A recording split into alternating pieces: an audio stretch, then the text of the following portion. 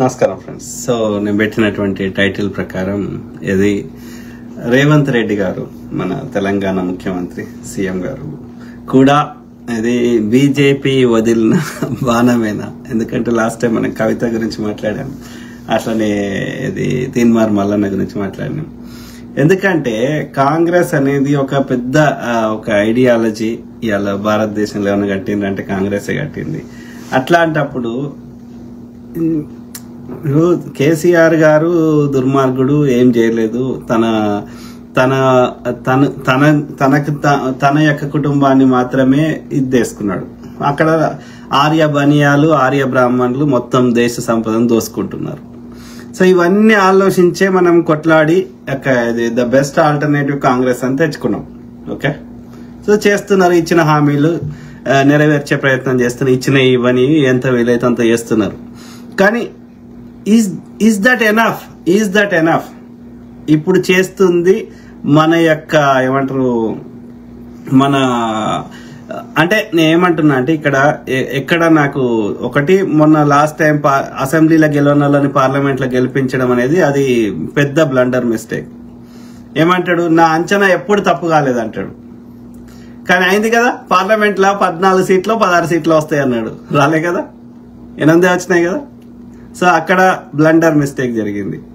అది ఎందుకు చేసిండు అనేది ఇక ఆయన అంతరాత్మకే తెలవాలి, రేవంత్ రెడ్డి గారికే తెలవాలి. ఓకే, అది కాకుండా గొడగొడ ఏడుస్తున్నారు తెలంగాణ వ్యాపారస్తులు, తెలంగాణకు చెందిన ఇది వైశ్యులు, తెలంగాణకు సంబంధించిన అస్తిత్వానికి సంబంధించిన వాళ్ళందరూ గొడగొడ ఏడుస్తున్నారు.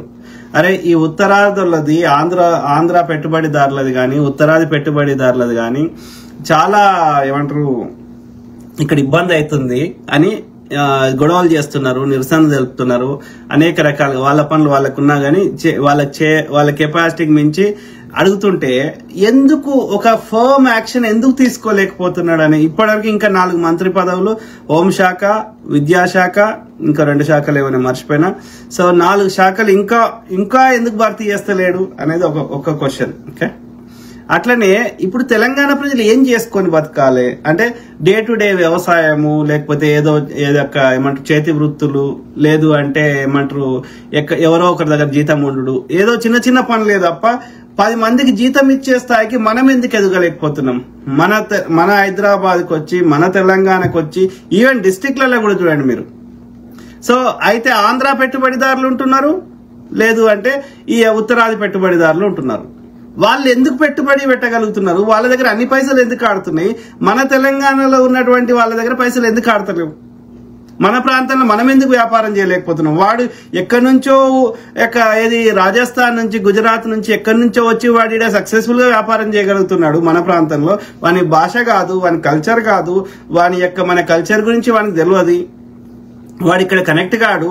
పండుగలు, మేజర్ పండుగలు వస్తే మళ్ళీ అక్కడికే పోతారు. ఇక్కడ ఉన్నా కానీ వాళ్ళ పండుగలే చేసుకుంటారు. ఇలా మన లోపల ఒకరు కలవరు.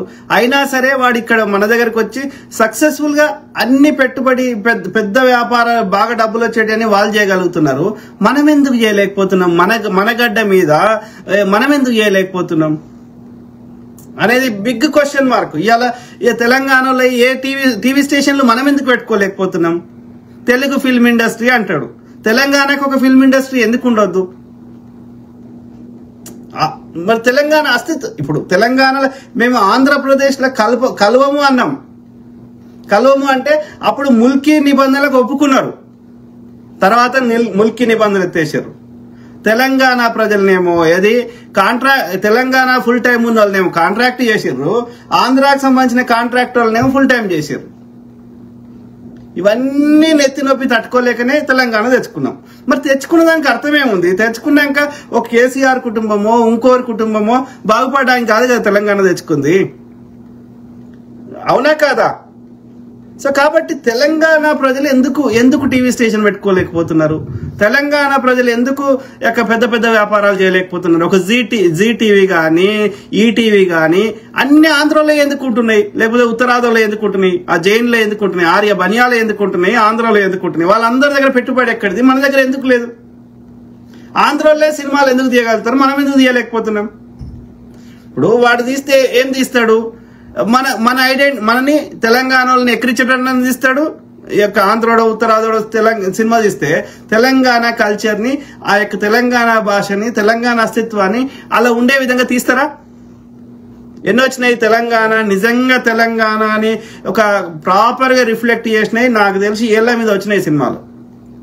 నాకు తెలిసి ఆ దిల్ రాజ్ది అదేంది, ఆ యొక్క అదేమో సినిమా వచ్చింది కదా దిల్ రాజ్ది, మర్చిపోతే అది సాయి పల్లవిది, అదేం సినిమా, ఫిదా గా ఒక్క సినిమాలని ఇంత కొంచెం తెలంగాణ యాస భాష హీరో హీరోయిన్ పెట్టింది చూసినా గానీ మిగిలిన ఎక్కడన్నా మన ఐడెంటిటీ ఏడని ఉన్నది. ఆర్యా 2 తీసుకో, ఆర్య కాదు ఇది మొన్న వచ్చా కదా వింది, మన యొక్క అల్లు అర్జున్, ఏదైనా తీసుకో అంత విజయవాడ చుట్టే ఉంటది, అంటే ఆంధ్ర సైడే ఉంటది. తెలంగాణ అస్తిత్వానికి సంబంధించిన సినిమాలు రావు. అదే తెలంగాణ ఒకటి తీస్తే అది కూడా దిల్ రాజు ఎందుకు వచ్చింది, దిల్ రాజు తెలంగాణ కాబట్టి వచ్చింది. కాబట్టి టిపికల్ తెలంగాణ ఫిల్మ్ ఇండస్ట్రీ ఉందనుకో, డెఫినెట్లీ కరీంనగర్ లో ఏమైతుంది, నల్లగొండలో ఏమైతుంది, పాలమూరులో ఏమైతుంది, అన్ని కరెక్ట్ గా అక్కడ యాస, అక్కడ భాష, అక్కడ కల్చరు, అక్కడ ఐడెంటిటీ సినిమా మంచిగా వస్తుంది. బలగం వచ్చింది ఎందుకంటే వేణు అంటే ఆయన తెలంగాణ ఉన్నాడు కాబట్టి. కానీ ఎంతమంది ఉన్నారు? వేణు లాంటి డైరెక్టర్ గాని, దిల్ రాజు లాంటి ప్రొడ్యూసర్లు ఎంతమంది ఉన్నారు? ఏళ్ల మీద లెక్క పెట్టవచ్చు. మరి అట్లాంటప్పుడు తెలంగాణ అస్తిత్వాన్ని చూపెట్టే సినిమాలు ఏడొస్తున్నాయి? 100 సినిమాలు అయితే 1-2 వస్తే అది లెక్కనా? మరి కావాలంటే తెలంగాణలో ఉన్నటువంటి ఔత్సాహికులని, తెలంగాణకు సంబంధించినటువంటి యొక్క 24 క్రాఫ్ట్స్ లో ఇంట్రెస్ట్ ఉన్న వాళ్ళకి ఇప్పుడు ఫోక్ సింగర్స్ ఉన్నారు. అందులో కొంతమంది క్లాసికల్ కూడా నేర్చుకుంటే ఇది యొక్క ప్లేబ్యాక్ సింగర్ కాగలుగుతారు. ఇప్పుడు మధుప్రియ ఉంది, సో ఆమెకు ఫోక్ లో ఉన్నంత పట్టు ఈ క్లాసికల్ లో లేదు. అట్లాంటి వాళ్ళకి నేర్పిస్తే they also become playback singers కదా. ప్లేబ్యాక్ సింగర్స్ అందరూ బ్రాహ్మణులు, ఆంధ్రలో ఎందుకు ఉండాలి, తెలంగాణలో ఎందుకు ఉండొద్దు? ఇలా టాలెంట్ లేదా? మొన్న గద్దర్ ఫిల్మ్ అవార్డ్స్ అని ఇచ్చిండు. గద్దర్ ఫోక్ అవార్డ్స్ అని ఇస్తే మంచిగా ఉంటది. గద్దర్ ఫిల్మ్ అవార్డ్స్ ఏంది కదా, గద్దర్ ఫోక్ సింగర్ అవునా కదా. మళ్ళీ ఇచ్చేసి ఆ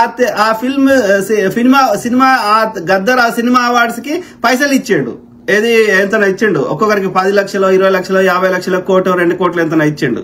మరి ఈ ఫోక్ వాళ్ళకి కూడా ఒకటి పెట్టొచ్చు కదా అవార్డు, వీళ్ళకి కూడా పైసలు ఇవ్వచ్చు కదా. I don't no.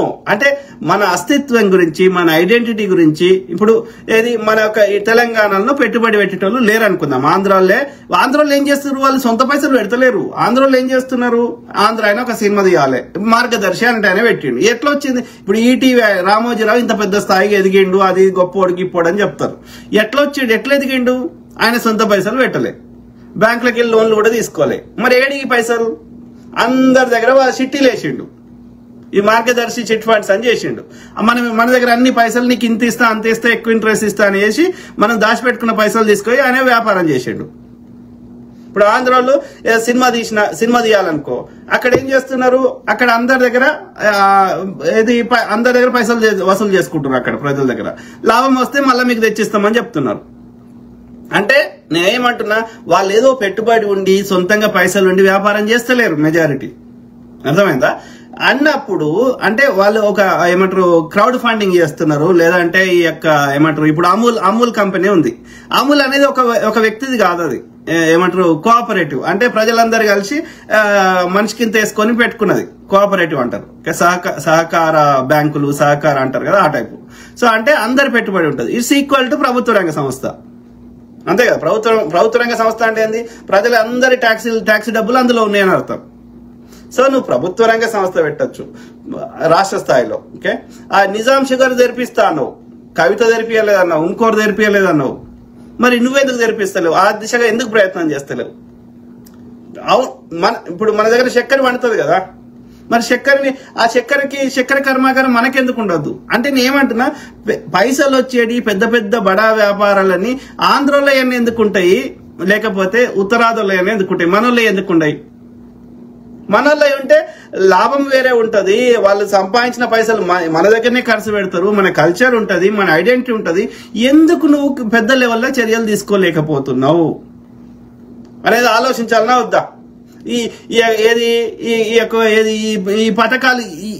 పథకాలు ఇస్తే ఓకే, ఇవ్వాలి, పేదోళ్ళకి ఇవ్వాలి, టెంపరీగా ఇవ్వాలి, అగ్రీ చేస్తా. కానీ దాని వల్ల వాళ్ళ బతుకులు మారుతున్నాయా? నువ్వు ఇస్తేనే తినే పరిస్థితుల్లో ఎల్లకాలం ఉండొద్దు కదా. కొన్ని రోజులు కష్టకాలం ఉన్నప్పుడు మనం సాయం చేస్తాం, కానీ వాళ్ళంతటా వాళ్ళు పెద్ద లెవెల్లో సంపాదించుకునే స్థాయికి వాళ్ళని తీసుకురావాలి కదా. మనం ఇచ్చే స్థాయిలో ఉంచొద్దు కదా వాళ్ళని. అవునా కాదా? అంటే ఏం చేయాలి? ప్రజలు కట్టిన ఎక్కువ ట్యాక్స్ డబ్బులు ఈ సంక్షేమ పథకాలు తగ్గించి, ఈ చిల్లర పంచిపెట్టే పథకాలు తగ్గించి అభివృద్ధికి ఎక్కువ పైసలు కేటాయించాల్సిన అవసరం ఉందా లేదా? నా యొక్క అది లాంగ్ టర్మ్ లో ఒకటేసారి కాకుండా ఆల్టర్నేటివ్ గా మేధావులతో అందరితో చర్చించి గ్రాడ్యువల్ గా ప్రభుత్వ హాస్పిటళ్లు, ప్రభుత్వ విద్యాలయాలు పూర్తిగా ఎత్తేసి పేదవాళ్ళకి, మధ్యతరగతి వాళ్ళకి రీయింబర్స్ చేస్తే అయిపోతుంది. పైసలన్నీ వేస్ట్ అవుతాయి. గురుకులాలకి, ఈ ప్రభుత్వ విద్యాలయాలకి, ప్రభుత్వ హాస్పిటల్లకి మళ్ళా మెజారిటీ ఎవడో ఇక దిక్కు దివానం లేనివాడు తప్ప మళ్ళీ మెజారిటీ వాళ్ళు మళ్ళా ప్రైవేట్ హాస్పిటల్కి పోతారు. మెజారిటీ వాళ్ళు మళ్ళీ వాళ్ళ బిడ్డల్ని ఎక్కువ ఫీజు కట్టి మళ్ళీ ప్రైవేట్ స్కూల్కి పంపిస్తారు. అన్నప్పుడు ఇక పాపం పేదోళ్ళు ఏ దిక్కు దివానం లేని వాళ్ళే ప్రభుత్వ హాస్పిటల్లో పోతున్నారు తప్ప. అంటే అర్థమైంది. సో అది క్వాలిటీ లేదని ఎన్ని జీతాలు ఇచ్చినా, ఎంత మంచిగా చేసినా క్వాలిటీ మెయింటైన్ చేస్తలేరు. సో అది ఇది సాధ్యం కాదు. ఇంటి దొంగల్ని పట్టడం ఈశ్వరుతో సాధ్యం కాదు అంటారు కాబట్టి, సో ఈ దొంగల్ని మనం మార్చే శక్తి మనకు లేదు కాబట్టి అసలు మొత్తానికి ఎత్తేసే. ఎందుకు వీళ్ళకి టీచర్లకు జీతాలు ఇవ్వాలి? ఎందుకు గవర్నమెంట్ డాక్టర్లకు అంత జీతాలు ఇవ్వాలి? వీళ్ళని ఎందుకు పోషించాలి? ఆ పైసలు ఆ విద్యార్థులకి ఇస్తాం, నెలకు 3,000 ఇస్తాం. ఓకే, నువ్వు ఫీజు కట్టుకుంటావో, నువ్వు ప్రైవేట్ స్కూల్లో ఎంత దాని ఫీజుని బట్టి మనం ప్రైవేట్ హాస్పిటల్స్ ని ప్రైవేట్ హాస్పిటల్ కి అయితే మనం డబ్బులు కూడా ఇవ్వాల్సిన అవసరం లేదు. ఇన్సూరెన్స్ కడితే అయిపోయి, హెల్త్ ఇన్సూరెన్స్. అర్థమైందా? సో వాళ్ళని రెగ్యులేట్ చేస్తాం. ఈ రోగానికి ఇంతకంటే ఎక్కువ ఛార్జ్ చేయొద్దు. ఛార్జ్ చేస్తే నీ పర్మిషన్ రద్దు చేస్తాం. అయిపోయింది కదా. కాలేజీలో అయినా స్కూల్లో అయినా ఈ ఫీజు ఇంతకంటే ఎక్కువ ఉండొద్దు. అయిపోయింది కదా. ప్రభుత్వం మీద దాదాపు ఈ గురుకులాలకి వీటన్ని మళ్ళీ వాడోడు ప్రభుత్వానికి చెడ్డ పేరు తేవాలని వాడోడు పురుగులు తెచ్చి కలుపుతాడు, విషయం కలుపుతాడు, మళ్ళా ఆ పిల్లలు చచ్చిపోవుడు. ఇదంతా మళ్ళా ప్రభుత్వానికి చెడ్డ పేరు. ఎందుకు జీతాలు ఇవ్వాలి? వీళ్ళని ఎందుకు మేపాలి? ఆ పిల్లలకు పెట్టే తిండిలో కూడా వీడెందుకు దోసుకోవాలి? ఆ స్వేరవాడు, ఇంకోడోడు, చెత్త నా కొడుకు. ఇదంతా భారం ఎందుకు? దాదాపు 30,000 కోట్లు ఈ సోషల్ వెల్ఫేర్ కి దీనికే విక్తున్నాయి. గవర్నమెంట్ హాస్పిటల్స్, గవర్నమెంట్ స్కూళ్ళకే, గురుకులాలైనా డే స్కూల్స్ అయినా. మళ్ళీ వాళ్ళ టీఏలు, డిఏలు, వాడు ఏం పని చేస్తాడు? 10 గంటలకు వస్తాడు, 4-5కి విక్తాడు. మళ్ళీ గవర్నమెంట్ హాస్పిటల్ పని చేస్తాడు, మళ్ళీ ప్రైవేట్ లో ఇంకో క్లినిక్ పెట్టుకుంటాడు. ఎందుకు మనకి ఇది భారం? ఎందుకు? ప్రజలు కట్టిన ట్యాక్స్ డబ్బులు, పెట్రోల్ మీద ఈ జిఎస్టీలు, అనేక రకాల ట్యాక్సులు ప్రజలు కడతారు. గరిపట్టి, లేకపోతే భూమి మీద శిస్తు, ఇవన్నీ ఎందుకు వృధా చేస్తాడు? ఈ పైసలన్నీ ఇన్వెస్ట్ చేస్తే, పెట్టుబడి పెడితే మన బతుకులు మారుతాయి కదా. అందరికీ ప్రభుత్వంలో ఉద్యోగాలు ఇచ్చే అవకాశం ఉండనప్పుడు వాళ్ళ కాళ్ళ మీద వాళ్ళు నిలబెట్టేట్టు చేయొచ్చు కదా. అవునా కదా? వాళ్ళకి నచ్చిన రంగంలో వాళ్ళకి నచ్చినట్టుగా స్కిల్ డెవలప్మెంట్ ట్రైనింగ్ ఇవ్వచ్చు కదా. ఇప్పుడు ఒక ఆయన డైరెక్టర్ కావాలని ఉన్నాడు అనుకో, ఆయనకు ప్రాపర్ గా ట్రైనింగ్ ఇవ్వచ్చు కదా. తెలంగాణ ఫిల్మ్ ఇన్స్టిట్యూట్ పెట్టొచ్చు కదా, తెలంగాణ ఫిల్మ్ ఇండస్ట్రీ పెట్టొచ్చు కదా, తెలంగాణ వ్యాపారాన్ని బతికియొచ్చు కదా. వాళ్ళకి ఎంతో కొంత ఒక నలుగురు కలిసి వ్యాపారం పెట్టుకుంటా అంటే వాళ్ళొక 50% మీరు డబ్బులు వేసుకొని, లేకపోతే ఒక స్టార్టింగ్ కాబట్టి ఒక 80% మేము గవర్నమెంట్ ఇస్తాము, ఒక 20% మీరు పెట్టుకోండి. అట్లా మీరు 3 years లోపల మెల్లమెల్ల గ్రాడ్యువల్ కట్టుకుంటా పోండి. గవర్నమెంట్ నామినల్ ఇంట్రెస్ట్ తీసుకుంటాం. సో నువ్వు లాంగ్ టర్మ్ గా ఒక స్ట్రాటజీ తోటి తెలంగాణ వాళ్ళు అన్ని రంగాల్లో ఎందుకు కాలేకపోతున్నారు? అన్ని మెజారిటీ ఆంధ్రోలే గాని ఉత్తరాదులే ఎందుకుంటాయి? కార్పొరేట్ హాస్పిటల్ తీయండి, ఒక యశోద తప్ప అన్ని ఆంధ్రోలే. ఒక టీవీ స్టేషన్లు తీయండి, ఒక్కటి కూడా తెలంగాణ ఉంది లేదు టీవీ స్టేషన్. అట్లా నువ్వు ఏ రంగం అన్నా తీసుకో. ఇవి కాకుండా మొత్తం హోల్సేల్ షాపులు తీయండి, రిటైల్, హోల్సేల్ నుంచి ఇప్పుడు రిటైల్కి వచ్చిర్రు. ఏ షాప్ అన్న తీయండి, పెద్ద పెద్దవి, చందనా బ్రదర్స్, బొమ్మనా బ్రదర్స్, ఆంధ్రోని అని ఉంటున్నాయి. లేదు అంటే ఈ ఉత్తరాదాలు అని ఉంటున్నాయి. మరి మేమేం చేయాలి? వాడు మరి మమ్మల్ని హైర్ కూడా చేసుకోడా చెత్త నా కొడుకు? ఆ ఉత్తరాదోడు మమ్మల్ని తీసుకోడు. ఇప్పుడు మన దగ్గర 1 స్వీట్ షాప్ లో 10 మంది పని చేస్తే 5 తెలంగాణ వాళ్ళు పెట్టుకోవచ్చు కదా. వాడు రామోజీ ఫిల్మ్స్లో 1000 మంది పనిచేస్తే అలా 500 మంది తెలంగాణ పెట్టుకోవచ్చు కదా. వాడు కేర్ హాస్పిటల్ 1000 మంది పనిచేస్తే అలా 500 మంది తెలంగాణ పెట్టుకోవచ్చు కదా. పెట్టుకోడు వాడు. మళ్ళా ఊడ్చేటోని కూడా వాడు ఆంధ్ర నుంచి చేస్తాడు, వీడు రాజస్థాన్ నుంచి చేస్తాడు. మరి మనం ఎందుకు మన దగ్గర ఎందుకు మనం ఎందుకు భూమి ఇవ్వాలి, మనం ఎందుకు వానికి సబ్సిడీలు ఇవ్వాలి, వానికి అన్ని ఫెసిలిటీస్ మనం ఎందుకు ఇవ్వాలి, మన పైసలు తీసుకొని వానికి ఎందుకు ఇవ్వాలి, వాడిని ఎందుకు ధనవంతుని ఇవ్వాలి, మనకి ఏ రకంగా లాభం అవుతుంది? దీనికి సంబంధించి అరే గొడగొడ ఏడుస్తున్నారు. ఈ యొక్క ఏది తెలంగాణకు సంబంధించి ఒక చట్టం దేవయ్య, ముల్కీ నిబంధనలు లెక్క 610 జీవో లెక్క తెలంగాణ బచావో యాక్ట్ ఒక చట్టం దే అంటే ఎందుకు చేస్తలేడు? ఏం పుట్టింది? ఏమైతుంది? ఈ యొక్క ఎవడన్నా తెలంగాణలో వ్యాపారం చేయాలంటే ఈ యొక్క ఏది తెలంగాణ వ్యాపారస్తులకి మనం తక్కువ తీసుకుంటాం ట్యాక్స్, వేరే వాళ్ళకి ఎక్కువ తీసుకుంటాం, వేరే ప్రాంతం వానికి. తప్పేముంది? సంక్రాంతి వస్తే సగం హైదరాబాద్ ఖాళీ అవుతారు చూసినావా? వాళ్ళు ఇక్కడ ఇది వాళ్ళ ప్రాంతం అని ఫీల్ అవుతలేరు. అర్థమైందా? సో అట్లాంటప్పుడు వాడు మన హైర్ చేసుకున్నప్పుడు, మన ప్రాంతంకి వచ్చి మన అవమానించినప్పుడు, మన ఐడెంటిటీని మన కల్చర్ని దెబ్బ కొడుతున్నప్పుడు మనం వాడికి పోతలేం. మనం వాడికి పోయి మనకు అక్కడ అన్ని ఫెసిలిటీస్ కావాలని అడుగుతలేం. మనం విజయవాడ పోయి అడుగుతలేము, ఆడ ఏది అహ్మదాబాద్ పోయి అడుగుతలేము. మన గడ్డ మీదకి వచ్చి మనం సెకండ్ గ్రేడ్ సిటిజన్ లెక్క బతుకుడేంది? దానికి ఏం చర్యలు తీసుకుంటున్నావు రేవంత్ రెడ్డి గారు? I don't understand where you are going. నీకు అడ్వైజర్ సరిగ్గా లేరా? లేకపోతే నీ ఫోకస్ అంతా ఒకటి కట్టిన ట్యాక్స్ డబ్బులు తీసుకొని ఇంకోనికి వంచి పెట్టడానికి, చిన్న పొరగానికి ఇచ్చిన వంచి పెడతారు. అది కాదు కదా ప్రభుత్వం అంటే. అర్థమైందా? వాళ్ళు దొంగలు దోసుకున్నారు, వాడిని తిట్టినాము, వాడిని తీసేసినాం.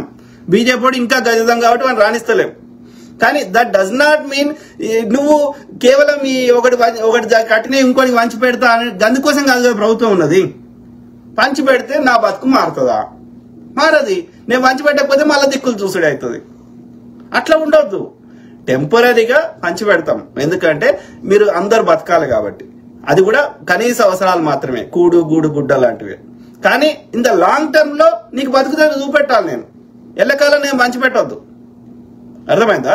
చూపెట్టాలంటే చర్యలు తీసుకోవాలి. మనం ప్రజలు కట్టిన ట్యాక్స్ డబ్బుల్లో ఒక 60 నుంచి 70% పెట్టుబడి పెట్టాలి. అర్థమైందా? వాళ్ళకి లోన్లు ఇవ్వాలి, అట్లా ఇవ్వాలి. ఒక 30 to 40% అది కూడా టెంపరీగా వంచి పెడతాం. రోజు రోజుకి ఈ తెల్ల రేషన్ కార్డు ఉన్న వాళ్ళ సంఖ్య కానీ ఈ యొక్క పథకాలు పొందే వాళ్ళ సంఖ్య తగ్గాలంటే వాళ్ళకి బతుకు తెరువు చూపెట్టాలి. అందుకోసం ఏమి చర్యలు తీసుకుంటున్నాం అనేది ఇక్కడ క్వశ్చన్ మార్క్. సింపుల్ అడుగుతున్నాం, మేము ఏం పెద్దగా అడుగుతలేం. గోకుల్ చాట్ లాంటి చెత్త నా కొడుకు వాడు ఏది నేను చిన్నప్పటి నుంచి ఫేమస్ అది గోకుల్ చాట్. గంత పెద్దోడు వాడు ఎందుకు ఓన్లీ క్యాష్ ఎందుకు తీసుకుంటాడు? డిజిటల్ కూరగాయలను అమ్ముకునే అవ్వ డిజిటల్ పేమెంట్ తీసుకుంటది. గంత పెద్ద మార్వాడోడో ఉత్తరాదోడో ఎందుకు వాడు యొక్క కార్డు గీకే సిస్టమ్ పెడతలేడు? జీపేలో డిజిటల్ ఎందుకు పెడతలేడు? అక్కడ పెద్ద లొసుగుంది. ఇప్పుడు వాళ్ళతోటి మనం కాంపిటీషన్ వ్యాపారం చేయలేకపోతున్నాం. ఎందుకు చేయలేకపోతున్నాం? తాగివంటే కాదు, వ్యాపారం ఎందుకు చేయలేకపోతున్నాం? ఒకే ఒక కారణం ఏంటి అంటే వాళ్ళు ట్యాక్స్ ఎగ్గొడుతున్నారు. ఒక సిండికేట్ గా తయారయ్యారు. వీనికి అమ్మేటోడు, వీడు కొనేటోడు, వీడు ప్రజలకు అమ్మేటోడు, అందరి దగ్గర ట్యాక్స్ తీసేస్తున్నాడు. 18% వాడు జిఎస్టీ దొబ్బెత్తున్నాడు. వాడు కొనే దగ్గర వాడు అమ్మేటోడు మార్వాడోడే, వీనికి తయారు చేసేటోడు మార్వాడోడే. ఓకే, సో వీడు కొనేటోడు మార్వాడోడే. సో కాబట్టి వీడు కుమ్మక్కై ఆ ప్రభుత్వానికి జిఎస్టీ ఎగ్గొడుతున్నారు, 18% ఎగ్గొడుతున్నారు. అంటే తక్కువలో ఒక 4-5 వేల కోట్లు మనకి గండి కొడుతున్నారు ప్రభుత్వానికి వచ్చే ఖజానా. మరి అది ఆ పైసలు ప్రభుత్వానికి ట్యాక్స్ కట్టకపోతే ప్రభుత్వాలు ఏం చేయగలుగుతాయి? ఎట్లా పెన్షన్ ఇవ్వగలుగుతాయి? ఎట్లా ఫ్రీ బస్ ఇవ్వగలుగుతాయి? లేకపోతే ఎట్లా రేపు అభివృద్ధి చేయగలుగుతాయి? ఎట్లా స్కూల్ టీచర్లకు జీతాలు ఎట్లా ఇస్తారు? గవర్నమెంట్ వాళ్ళకి ఎన్ని డిమాండ్ చేసి కేసీఆర్ వచ్చిన కొడుకు జీతాలు ఎంత పెంచిండు? అరే ఒక్కొక్క టీచర్ కి ₹1,00,000 చేసిండు. గంత జీతం ఇస్తారు రోడనా? ఉన్నదా? ప్రైవేట్ లో ఉన్నదా? ప్రైవేట్ కి ఇంచుమించు సిమిలర్ ఉండాలి. కానీ ప్రైవేట్ లో 20,000 వస్తే ఇక్కడ ₹1,00,000 ఇస్తే 5 రెట్లు ఉంటుంది. 5 రెట్లు జీతం గవర్నమెంట్ లో. మళ్ళీ నా కొడుకుని ప్రైవేట్ కే పంపిస్తా. 20,000 జీతం తీసుకునేటోడే ఆ సారే మంచిగా చెప్తాడు. మళ్ళీ 1,00,000 రూపాయలు తీసుకుంటాడు చెప్పాడు.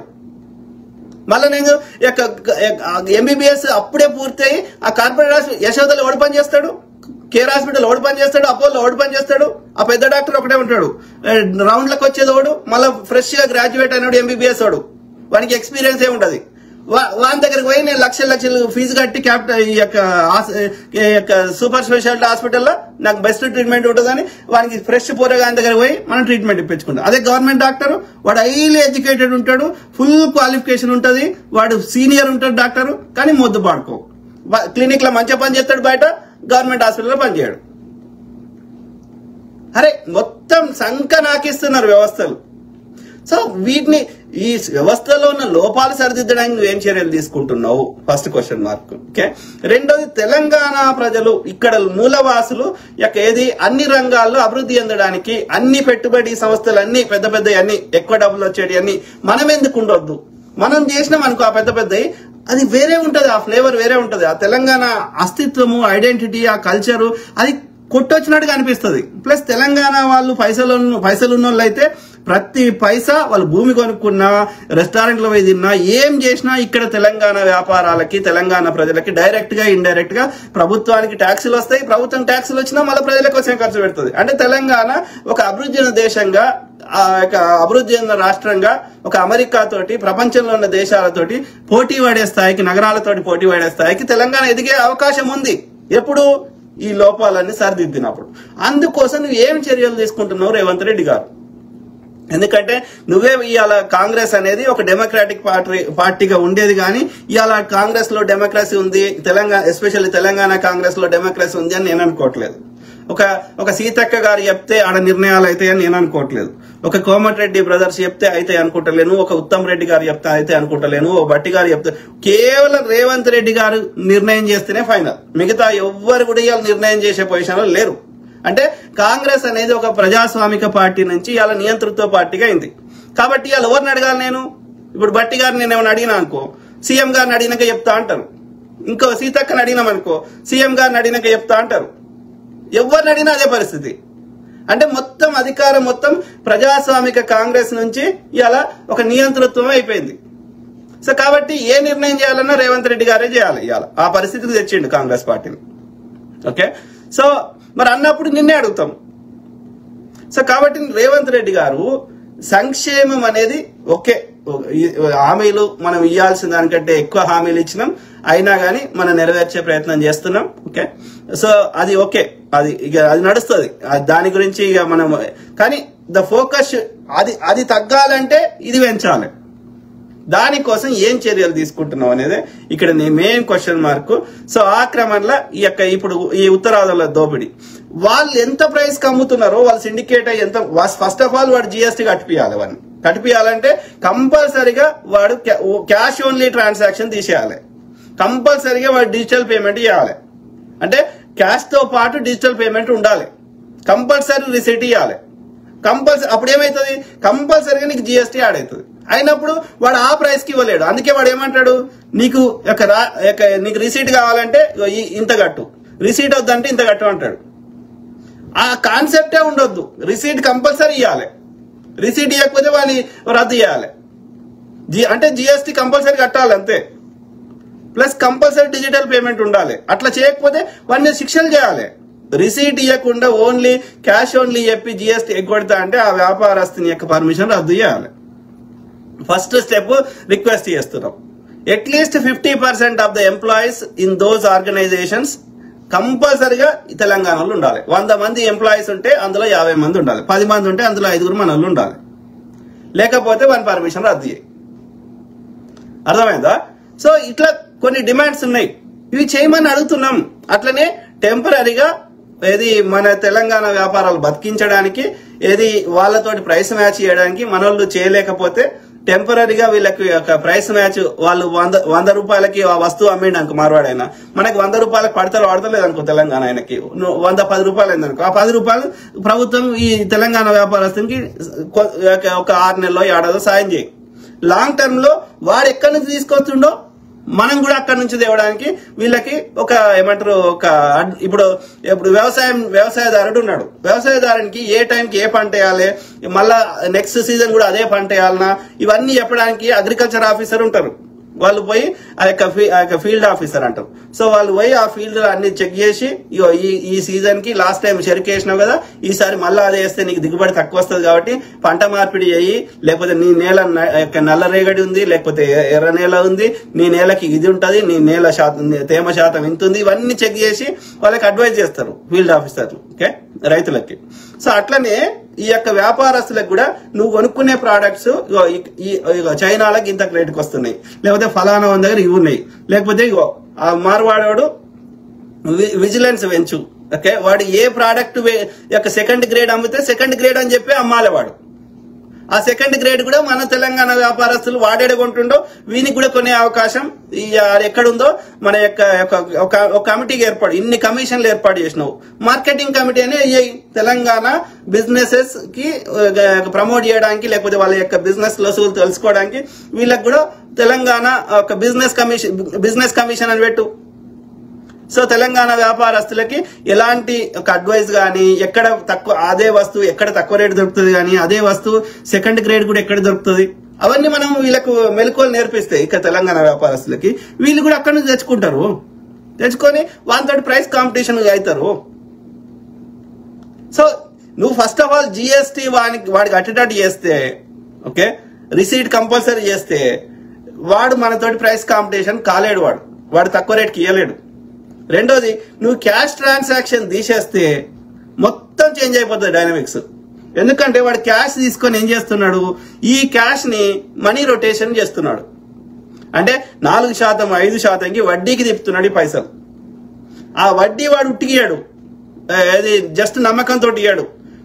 అంటే వాడు ఒక రకమైన ప్యారలల్ గా బ్యాంక్ నడుపుతున్నాడు. బ్యాంకుకి ఏంటంటే బ్యాంకు లోన్లు ఇవ్వాలంటే 100 రూల్స్ పెడతాయి. ఓకే, వీడేం చేస్తున్నాడు, నీ యొక్క ఇల్లు గాని భూమి గాని అవి వాని పేరు మీద రాయించుకుంటున్నాడు. నువ్వు మొత్తం కడితేనే ఆ 5% వడ్డీ కడితేనే నీకు మళ్ళీ ఇస్తా అంటాడు. కట్టకపోతే అది తీసేసుకుంటాడు. అర్థమైందా? అంటే దోపిడీ చేస్తున్నాడు. అది కాకుండా ఈ క్యాష్ ఉండడం వల్ల ఏమైతుంది, వాడు రాజకీయాలని ఇన్ఫ్లుయెన్స్ చేస్తున్నాడు. ఎన్నికల ముందుకు పంచాలంటే వీని దగ్గర పోయి 100 కోట్లు అడిగితే వాళ్ళ రాజకీయ నాయకులకు భూములు రాయించుకొని ఆ క్యాష్ ఇస్తున్నాడు. సో అంటే ఆ క్యాష్ ని ఇల్లీగల్ పనులు చేయడానికి వాడుతున్నాడు. అదే బ్యాంకులునే అనుకో, నువ్వు ట్యాక్స్ అది నీకు ఇల్లీగల్ పనులు చేయరాదు. సో ఈ క్యాష్ సిస్టమ్ తీసేస్తే చాలా దరిద్రం పోతుంది. జిఎస్టీలు వస్తాయి, ప్రభుత్వానికి డబ్బులు వస్తాయి, ఈ ఇల్లీగల్ చెత్త బంద్ అవుతుంది. ప్లస్ తెలంగాణ వ్యాపారస్తులకి కంటే తక్కువ రేటుకి వాడు వస్తువు అమ్మలేడు. కాబట్టి తెలంగాణ వ్యాపారాలు బతుకుతాయి.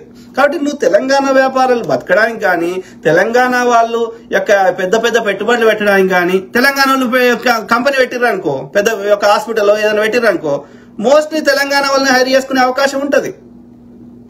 అర్థమైందా? సో అట్లనే ఈ లేబర్ వాళ్ళు ఈ బీహార్ నుంచి నుంచి కాలినాడకని వచ్చేటోళ్ళు మరి వాళ్ళందరూ వచ్చి నాట్లేస్తే మన ఈడు నవ్వలు ఏం చేయాలి? వీళ్ళందరూ దుబాయ్కి పోలేరు కదా, ఈ నాట్లేసి దుబాయ్కి పోలేదు కదా, ఆమెకు అంత నాలెడ్జ్ కూడా లేదు కదా, మరి ఆమె ఎట్లా బతకాలి?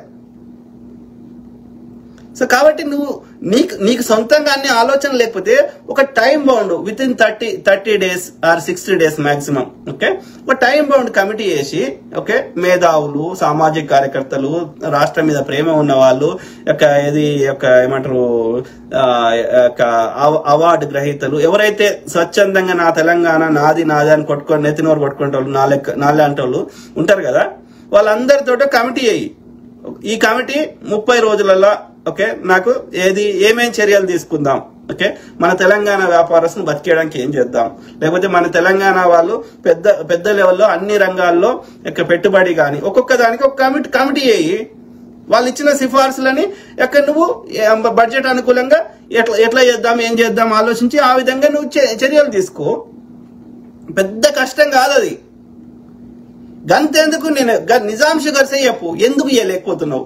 ఎంత ఖర్చు అవుతుంది? 100 కోట్లు అవుతుందా? ఎంత అవుతుంది? 100 కోట్ల కోసం ఎందుకు పెట్టలేకపోతున్నావు? ఏం పోయింది? ప్రభుత్వ రంగ సంస్థగా ప్రకటించు, ప్రైవేట్ అవసరం లేదు. నాకెందుకో ఎక్కడో డౌట్ వస్తున్నది. ఈ ఆంధ్ర పెట్టుబడిదారులు, ఈ ఉత్తరాది పెట్టుబడిదారులు, లేకపోతే అక్కడ చంద్రబాబు నాయుడు, లేకపోతే అక్కడ మోడీ, వీళ్ళందరూ డైరెక్ట్ గా ఇండైరెక్ట్ గా ఇన్ఫ్లుయెన్స్ చేస్తుర్రా? ఓకే, రాజకీయంగా ఇన్ఫ్లుయెన్స్ చేస్తుర్రా, లేకపోతే పైసలు ఇస్తామంటుర్రా? నాకు అర్థమైతలేదు. అర్థమైందా? ఇప్పుడు గద్దర్ ఫోక్ అవార్డ్స్ అని పెట్టి మరి ఒక్కొక్కరికి 20 లక్షలు 40 లక్షలు ఒక్కొక్క ఫోక్ సింగర్ కి. వాళ్ళ వరకు అన్నపూర్ణమ్మకి అంతా ఆంధ్రలోకి ఇచ్చిండాడు. గద్దర్ అవార్డు అని గద్దర్ పేరు పెట్టిండు, కానీ వాళ్ళన్ని పైసలన్నీ ఆంధ్రలోకి ఇచ్చిండాడు ఆ సినిమా అవార్డులలో. బలిసినానికి ఇంకా బలం పెడుతున్నాడు. మరి తెలంగాణలో ఏం పాపం చేసిండ్రు? తెలంగాణలో కదా పైసలు, తెలంగాణలో కదా ఓట్లేసింది. ఆలోచించండి మిత్రులారా. So something we have to think. Okay, Congress ని తెచ్చుకున్నది ఎందుకోసం? ఆడు దరిద్రుడు 7 లక్షల కోట్లు దోసుకొని ఈడు కేసీఆర్ పోయిండు, వాడు 400 లక్షల కోట్లు ఆడు తిన్నాడు, ప్రజాస్వామ్యం లేదు అని చెప్పి నీకు తెచ్చింది. నువ్వు కూడా అట్లా చేస్తే ఎట్లా కదా? ఆలోచించారు మిత్రులారా. మరి వీళ్ళకు ఎవరు చెప్తారు? చిలుక ప్రవీణ్ అంటే ఆయన కింది స్థాయి పిచ్చుక. ఆ పిచ్చుక మీద బ్రహ్మాస్త్రాలు ఎందుకు? వాళ్ళు చేసింది మనం చేస్తే ఇక వాళ్ళకి మనకి తేడా అయింది. చిలుక ప్రవీణ్ చెప్తే ఒక 10 ఓట్లు పడే అవకాశం ఉందా? గాని ఎందుకు ఇబ్బంది పెడుతుర్రు అయ్యా? మళ్ళీ గాని పెట్టుర్రి. వాని కూడా పెట్టమంటలేను, ఎవరిని పెట్టాల్సిన అవసరం లేదు. మనం ప్రజా సమస్యల మీద పోరాడాలి. మనకు అవసరమే లేదు ఇండివిజువల్ గా టార్గెట్ చేయాల్సిన అవసరం లేదు. వాని చిత్తశుద్ధి ఏందనేది ప్రజలే ఎండగడతారు. ఓకే, వాడు కాంగ్రెస్ కండో కప్పుకోకపోతే వాడు ఎమ్మెల్సీ ఈ జన్మలు కాకపోతుండే. కాబట్టి మనము స్పెషల్ గా టార్గెట్ చేసి ఎవరిని ఇబ్బంది పెట్టాల్సిన అవసరం లేదు. ఓకే, మనము ప్రజలకు మంచి సేవ చేస్తే ప్రజలు మళ్ళీ ఎన్నుకుంటారు, అంతవరకే. ఇప్పుడు వాడు ఎంత తీటినా ఎంతో నా ప్రజలకు తెలియదా ఎవరి చిత్తశుద్ధి ఏందని తెలియదా? ఏదో ఊరుకొని మనం ఎందుకు వాళ్ళు ఉచ్చదొక్కితే మనం ఎందుకు దక్కాలి? వాళ్ళు అట్లా చేసిర్రనే, వాళ్ళు నిర్బంధం చేసిర్రనే, ధర్నా చౌక్ ఎత్తేసిర్రనే, యూనియన్స్ లేకుండా చేసిర్రనే, ప్రజలు ఆర్టీసీ కార్మికులు 10 డిమాండ్లు పెడితే ఒకటి కూడా నెరవేర్చలేదనే, ఇంత భూమ పెట్టి పంపించిండనే, ఇట్లా ఆగమాగం చేసిండనే వాని పక్కకు పెట్టివి. అర్థమైందా? సో మనం కూడా వాళ్ళ లెక్క చేస్తే మనం కూడా పక్క పెడతారు కదా. కాబట్టి మనం వాడు కొట్టిండని మనం రివర్స్ కొట్టాల్సిన అవసరం లేదు. మన గోల్, మనం వచ్చింది ఎందుకోసం? ప్రజలకు మంచి చేయడానికి. మంచి చేద్దాం, ఆ ప్రజలకి ఏం చేసినామో చెబుదాం, వాళ్ళ కళ్ళ ముందు పెడదాం. వాళ్ళే నిర్ణయిస్తారు, వీడు మంచోడా వాడు మంచోడా వాళ్ళే నిర్ణయిస్తారు. వాళ్ళకి తెలియలేదా? వాళ్ళకి ట్యాక్సీలు కట్టే తెలివి ఉంది, పొద్దుంతా పనిచేసే తెలివి ఉంది, ఎవడేందో గుర్తించే తెలియలేదు వాళ్ళకి. గుర్తించకపోతే మళ్ళీ కేసీఆర్ కి ఆల్రెడీ 20 టయోటాలు ఆడేనో పెట్టుకున్నాడు విజయవాడలో. ఆయనే గెలుస్తుండే. ప్రజలకు తెలుసు ఎవడేందో, వాళ్ళు కళ్ళు మూసుకొని చెప్తారు వాళ్ళు. కాబట్టి రేవంత్ రెడ్డి గారు పిచ్చుకల మీద బ్రహ్మాస్త్రాలు ఎందుకు? దానివల్ల మనకే నష్టం. వాళ్ళు ఒక్కసారి పబ్లిక్ లోకి వచ్చి ఇప్పుడు ఒక చిన్న గుడిసోడు పెద్ద బంగ్లా మీద ఒక చిన్న రాయేసినా పెద్దోనికే నష్టం జరుగుతుంది. ఇప్పుడు చిలుక ప్రవీణ్ పోయి పబ్లిక్ లో మాట్లాడితే చిలుక ప్రవీణ్ నష్టమేం లేదు, ఆయన కింది స్థాయిలో ఉన్నాడు, కానీ కాంగ్రెస్ చెడ్డ పేరు వస్తుంది. కాబట్టి అట్లాంటి వాళ్ళని పిచ్చుకల మీద బ్రహ్మాస్త్రాలు ఎందుకు ప్రయోగిస్తున్నారు పోలీసు వాళ్ళైనా ఎవరైనా? డోంట్ పోలీసు వాళ్ళని పెట్టింది ఇగో నిన్న ఎవడో రోడ్ల మీద ఇట్లా వస్తున్నారు, అట్లా చంపుతున్నారు. దాన్ని కాకుండా ఏం చేద్దాం ఆలోచించండి. ఇంతమంది సెక్యూరిటీ ఇచ్చి, ఇన్ని పోలీసులకు ఇన్ని ఫెసిలిటీస్ ఇచ్చి, వాళ్ళకి బిల్డింగ్లు కట్టించి, వాళ్ళ జీతాలు ఇచ్చి, వాళ్ళకి అన్ని చేస్తే మనకి వాడు వచ్చి చంపుతుంటే ఎవడు కాపాడేటోడే లేడా? సామాన్యుడు కాపాడదామంటే మళ్ళీ వీడిని వచ్చి చంపుతాడేమని వీడు భయపడతాడా?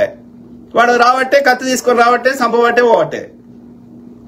అరే ఏదన్నా నీకు సమస్య ఉంది, వానితోటి నీకేదో కాన్ఫ్లిక్ట్ ఉంది, అరే దానికి పెద్దలు ఉన్నారు, కోర్టులు ఉన్నాయి, పోలీసులు వ్యవస్థ ఉన్నది, దానికి అనేక ఉన్నాయి కదరా. ఒకంతోటి చంపుకోవాలంటే నువ్వు వాడిని చంపిపోయినావు, వానికి సంబంధించిన వాడు వచ్చి నిన్ను చంపిపోతాడు. ఇది ఏడాగుతుందిరా? ఇది చంపుకోవడానిక? అరే నీకు ఇప్పుడు ఆడోళ్ళు వాళ్ళ ప్రియులను చంపుతున్నారు, మొగోళ్ళని చంపుతున్నారు. నీకు నచ్చలేదు, ఇల్లీగల్ అఫేర్ పెట్టుకున్నావు, లేకపోతే వేరే వాడు కావాలని ఉంది, దొబ్బే వదిలేసాయి. ఎందుకురా చంపుకున్నాడు? ఇద్దరిని అంటున్నా, ఆడమైన మగాయన. ఎందుకు చంపుకుండా? ఎందుకు? భూమి మీదకి వచ్చిందా బతకడానికే. ఇంకా నువ్వు ఎంత కాపాడుకున్నా ఓ రోజు ప్రకృతి చంపేస్తుందా? మళ్ళా మధ్యలో మనం ఎందుకు చంపుకోవాలి? వచ్చిందా బతకడానికి వచ్చి పిచ్చి ముడ్డ కొడుకులు. కాబట్టి మరి ఇప్పుడు వేరే దేశాల్లో కూడా అవుతున్నాయి, కానీ అక్కడ అట్లీస్ట్ పోలీసులు తొందర వచ్చుడో ఆపే ప్రయత్నం చేసుడో మనకంటే బెటర్ జరుగుతుంది. మరి మన దగ్గర కూడా అట్లా జరిగేటట్టు చేయాలి కదా. ఆలోచించాలి కదా రేవంత్ రెడ్డి గారు. పోలీసు వ్యవస్థని ఇన్ని పైసలు పోలీసు డిపార్ట్మెంట్ కి సంవత్సరానికి 10,000 కోట్లు ఇంత ఖర్చు పెడుతున్నాం. మరి అయినా కానీ ఒకడు వచ్చేసి కంఫర్టబుల్ గా ఇంకొని చంపేసిపోతుంటే మనం కాపాడలేని స్థాయిలో ఉంటే what is the use of police department? అంత అయిపోయినాక వాడు వచ్చి చేసేది ఏంది? కాకముందే కదా కాపాడాల్సింది, అవునా కాదా? మరి ఎట్లా చేద్దాం, ఏం చేద్దాం? దానికి వేరే దేశాలు ఏం చేస్తున్నారు ఆలోచించాలి కదా. ఒకటి గన్ను కాకుండా కానీ టేజర్ అని ఉంటది. ఓకే, సో ఆ టేజర్ అంటే ఏంటంటే గన్ను లాంటిదే, ఇప్పుడు రబ్బర్ బుల్లెట్ లాగా. ఓకే, సో అది కొడితే వాడి పడిపోతాడు, ఆ లోపల మనం పారిపోవచ్చు. సో అట్లాంటి ఏమన్నా కొంతమందికి ట్రైనింగ్ ఇచ్చి దాన్ని ఎట్లా వాడాలనో ఇచ్చి అది మిస్యూజ్ చేయకుండా వాళ్ళకి ఒకవేళ వాళ్ళు మిస్యూజ్ చేసిర్రు అనుకో వాళ్ళకి శిక్షలు ఉంటాయి. వాళ్ళు నిజంగా తమ ఆత్మరక్షణ కోసం కాకుండా దుర్వినియోగం చేసిరనుకో వాళ్ళకి శిక్షలు ఉంటాయి. ఇప్పుడు అమెరికాలో గన్ ఇచ్చినట్టు మన దగ్గర గన్ ఇస్తే ఎక్కువ మందిని చంపుతారో వాళ్ళు ఏం చేస్తారో తెలియదు కాబట్టి అట్లీస్ట్ టేజర్ అయితే ఇవ్వచ్చు. అర్థమైందా? ఇప్పుడు వాడెవడో చంపుతున్నాడు, ఆ చుట్టూ వాళ్ళు ఉన్న భయపడుకుంటా వాడు మనల్ని చంపుతాడని ఓ ఓ అని ఓరుతున్నారు. అది కాదు కదా. నా దగ్గర టేజర్ ఏదో ఉంటే ఒక రాయి గట్టి ఇసిరేసినట్టు బలంగా, ఓకే, బుల్లెట్ కూడా అంతే కదా, ఒక రాయి లాంటిదే, కానీ అది ఇంకా స్పీడ్గా వస్తుంది. ఇప్పుడు టేజర్ అనేది బుల్లెట్ అంటే గన్ అంటే అది బుల్లెట్ అంటే ఎక్కువ ఫోర్స్గా వస్తుంది కాబట్టి చచ్చిపోతాం, కానీ టేజర్ తోటి చచ్చిపోం, సమస్య వెళ్ళిపోతాం. సో అట్లాంటివి ఇస్తే వాళ్ళు కాపాడుకుంటారు కదా, మీరు వచ్చే లోపల పుణ్యకార్యం అయిపోతుంది కదా. ప్లస్ పోలీసులు తొందరగా వచ్చేటట్టు చేయొచ్చు కదా. ఇట్లా డే టు డే ప్రతి రంగంలో మనము ఇంకా ఏం చేద్దాం, ఎట్లా చేద్దాం, ఇన్నోవేటివ్ ఎట్లా చేద్దాం ఇవి ఆలోచించాలి కదా. ఒకటి కట్టిన ట్యాక్సులు తీసుకుపోయి ఇంకొనికి వంచిపెట్టుడు కాదు కదా గవర్నమెంట్ ఉన్నది, వ్యవస్థను మార్చడానికి కదా. హోంశాఖ మంత్రి ఎందుకు పెడతలేవు, విద్యాశాఖ మంత్రి ఎందుకు పెడతలేవు? ఇంకో 2 శాఖలు మొత్తం 18 మంది ఉండాలి, ఇది 15% ఉండాలి. అంటే ఎంత? 119 ఇంటూ 15 వేస్తే 18 ఏమవుతుంది. ఓకే, 18లో 10 మంది ఫస్ట్, మొన్న 4, 14 అయ్యారు, ఇంకా 4 ఉన్నాయి. ఓకే, మరి ఆ 4 ఎందుకు ఫిల్ చేస్తలేడు? I don't know Revanth Reddy garu. So ఇక్కడ తెలంగాణ కాంగ్రెస్ ప్రభుత్వంలో నిర్ణయం చేసే స్థానంలో మీరు తప్ప ఇంకెవరు లేరు. ఓకే, మిగతా అందరూ ఆడ ఏదో మీరు రమ్మంటే వస్తారు అంతే, అందరం గ్రూప్ అన్నట్టుగా చూపెట్టుకోవడానికి తప్ప ఆడ కేసీఆర్ నియంతృత్వమే, ఆ యొక్క అమిత్ షాను ఆ బాపనోళ్ళ నియంతృత్వమే ఆ బీజేపీలో. ఇవాళ కాంగ్రెస్ లో నువ్వు నియంతృత్వం అయిపోయినావు కాబట్టి నిన్నే అడుగుతావు. ఓకే, ఆలోచించండి మిత్రులారా. సో ఇది అది చిన్న ఇక నేను బోదాల్చుకోలేదు. ఇక చంద్రబాబు నాయుడు నీకు గురువు అయితే నువ్వు అన్ని పార్టీలు ఉన్నావు కదా. నువ్వు ఏబీవీపీ తోటి స్టార్ట్ అయినావు, తర్వాత మన యొక్క బీఆర్ఎస్ కి పోయినావు, తర్వాత టీడీపీకి పోయినావు. అది ఓకే నీ రాజకీయము, అది నీకు అవకాశం దొరికిందో లేకపోతే ఏదో అయిపోయింది. కానీ ఒక ఐడియాలజీ ఉండాలి కదా. ఇప్పుడు కాంగ్రెస్ ఐడియాలజీకి ఏబీవీపీ కానీ బీజేపీ ఐడియాలజీ కంప్లీట్ డిఫరెంట్ కదా. సో ఒక ఐడియా నీ స్టార్టింగ్ లో తెలియకనో లేకపోతే ఏదో అవకాశం కోసమో ఎందుకో పోయినావు. కానీ ఇప్పుడైతే ఒక పార్టీలకు వచ్చి ఒక ఐడియాలజీ, ఒక ప్రజలందరి గురించి అందరి గురించి ఆలోచించేది లెఫ్ట్ ఐడియాలజీ, ఇట్లాంటి పార్టీలకు వచ్చినప్పుడు మరి నువ్వు మళ్ళా గతం మర్చిపోవాలి. ఇక చంద్రబాబు నాయుడు అంటే వేస్టోడు నా దృష్టిలో, ప్రచారం చేసుకోవడం తప్ప రియల్ గా ఆయన పదవి ఆయన కష్టపడి తెచ్చుకున్నది కాదు, అడ్డదారులు మోసం చేసిందే. ఎప్పుడైనా కుట్రలు చేసేదే, ప్రజలకి పెద్ద వాళ్ళ బతుకులు మార్చేది. నాటి నుంచి నేటి వరకు ఒక్కటి చేసింది ప్రచారం తప్ప ఒక్కటి కూడా మన డే టు డే మనకు ఏమంటారు ఒక కాంక్రీట్ లెవెల్లో అంటే మన బతుకులు మార్చే విధంగా కఠినమైన నిర్ణయాలు తీసుకొని అభివృద్ధి చేసింది చంద్రబాబు నాయుడు. ఒక్కటి లేదు ప్రచారం తప్ప, అన్ని అబద్ధాలే. సైబరాబాద్ నేను కట్టిన అంటాడు. సైబరాబాద్ కడితే మరి ఇప్పుడు ఎందుకు కట్టలేకపోతే? ఇప్పుడు అంత శక్తిమంతుడు, సైబరాబాద్ డెవలప్ చేసే శక్తి ఉన్న చంద్రబాబు నాయుడు గారు ఫస్ట్ టర్మ్ వచ్చినావు, ఇప్పుడు సెకండ్ టర్మ్ నడుస్తుంది నీది. ఏం కడుతున్నావు ఆంధ్రప్రదేశ్ లో? ఈడ కట్టినాడు ఆడ కట్టలేడా? ఈడ బాయి తవ్వినాడు, ఇలా వడ్డరాయన ఇవాళ ఒక బాయి తవ్వుతున్నాడు, గుత్తకు పట్టుకున్నారు, ఈడ బాయి తవ్వుతున్నాడు. రేపు ఇంకోరు పిలిస్తే ఆడ కూడా తవ్వుతాడు కదా. నేను ఓన్లీ హైదరాబాద్ మీద అవ్వస్తుంది, నాకు విజయవాడలో తవ్వరాదు అంటే తీసుకుంటారా వడ్డరాయని? నువ్వు అంత పోటీగాడు అయితే హైదరాబాద్ నువ్వు సైబరాబాద్ కట్టగలిగినప్పుడు విజయవాడలో ఎందుకు కట్టలేకపోతున్నావు? అంటే హైదరాబాద్ నువ్వు కట్టిందేం లేదు, నువ్వు కట్టినా కట్టకపోయినా ఆల్రెడీ అది అయ్యేదే అయితేనే ఉంటది. అంటే నువ్వు వీకింది ఏం లేదు, నిజంగా కూడా ఏం వీకింది లేదు. ఆ ఒక్క టవరు అది ఆల్రెడీ ప్రపోజ్డ్ ఉండే రాజీవ్ గాంధీ గారు, నేదురుమల్ జనార్దన్ రెడ్డి గారి టైంలో. అందులో 12% మాత్రమే ప్రభుత్వం పెట్టుబడి. ఏది ఆ సైబర్ టవర్ది అదొకటి. ఓకే, అది ఆల్రెడీ ప్రపోజల్, రాజీవ్ గాంధీ ఆలోచన అదంతా. సో చంద్రబాబు నాయుడు అది అధికారం మారకున్నా ఆల్రెడీ అది వచ్చేది పైప్ లైన్ లో. ఇంకా రాజశేఖర్ రెడ్డి చాలా గొప్ప పని చేసిండు. రాజశేఖర్ రెడ్డి గారు రహేజా ఐటీ పార్క్, ఈ సెకండ్ ఫేజ్ ఐటీ చాలా డెవలప్ చేసిండు. అర్థమైందా?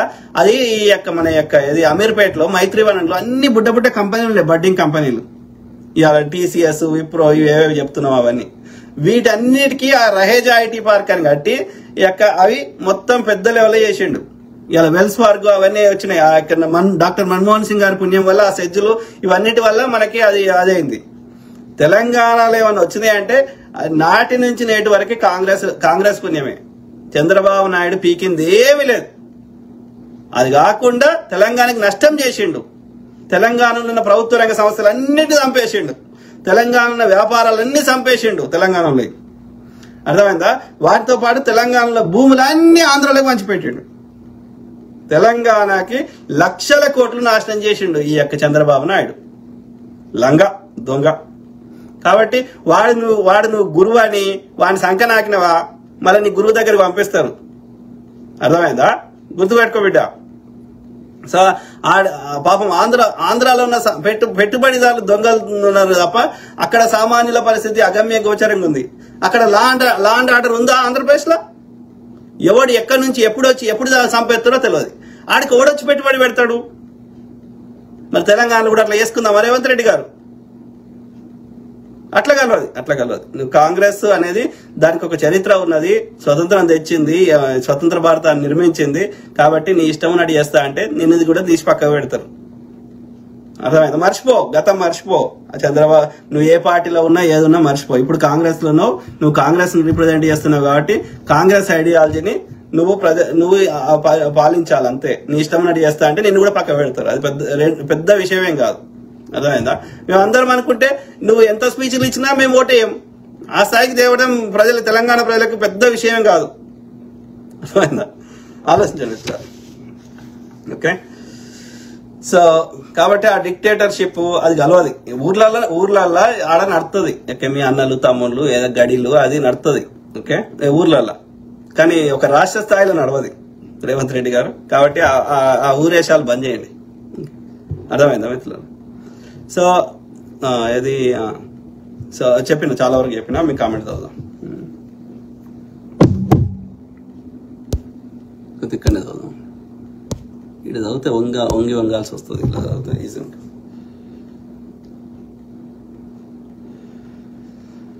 అప్పుడే వద్దాం అనుకున్నా, వేరే కొన్ని ఎమర్జెన్సీ ఉండే.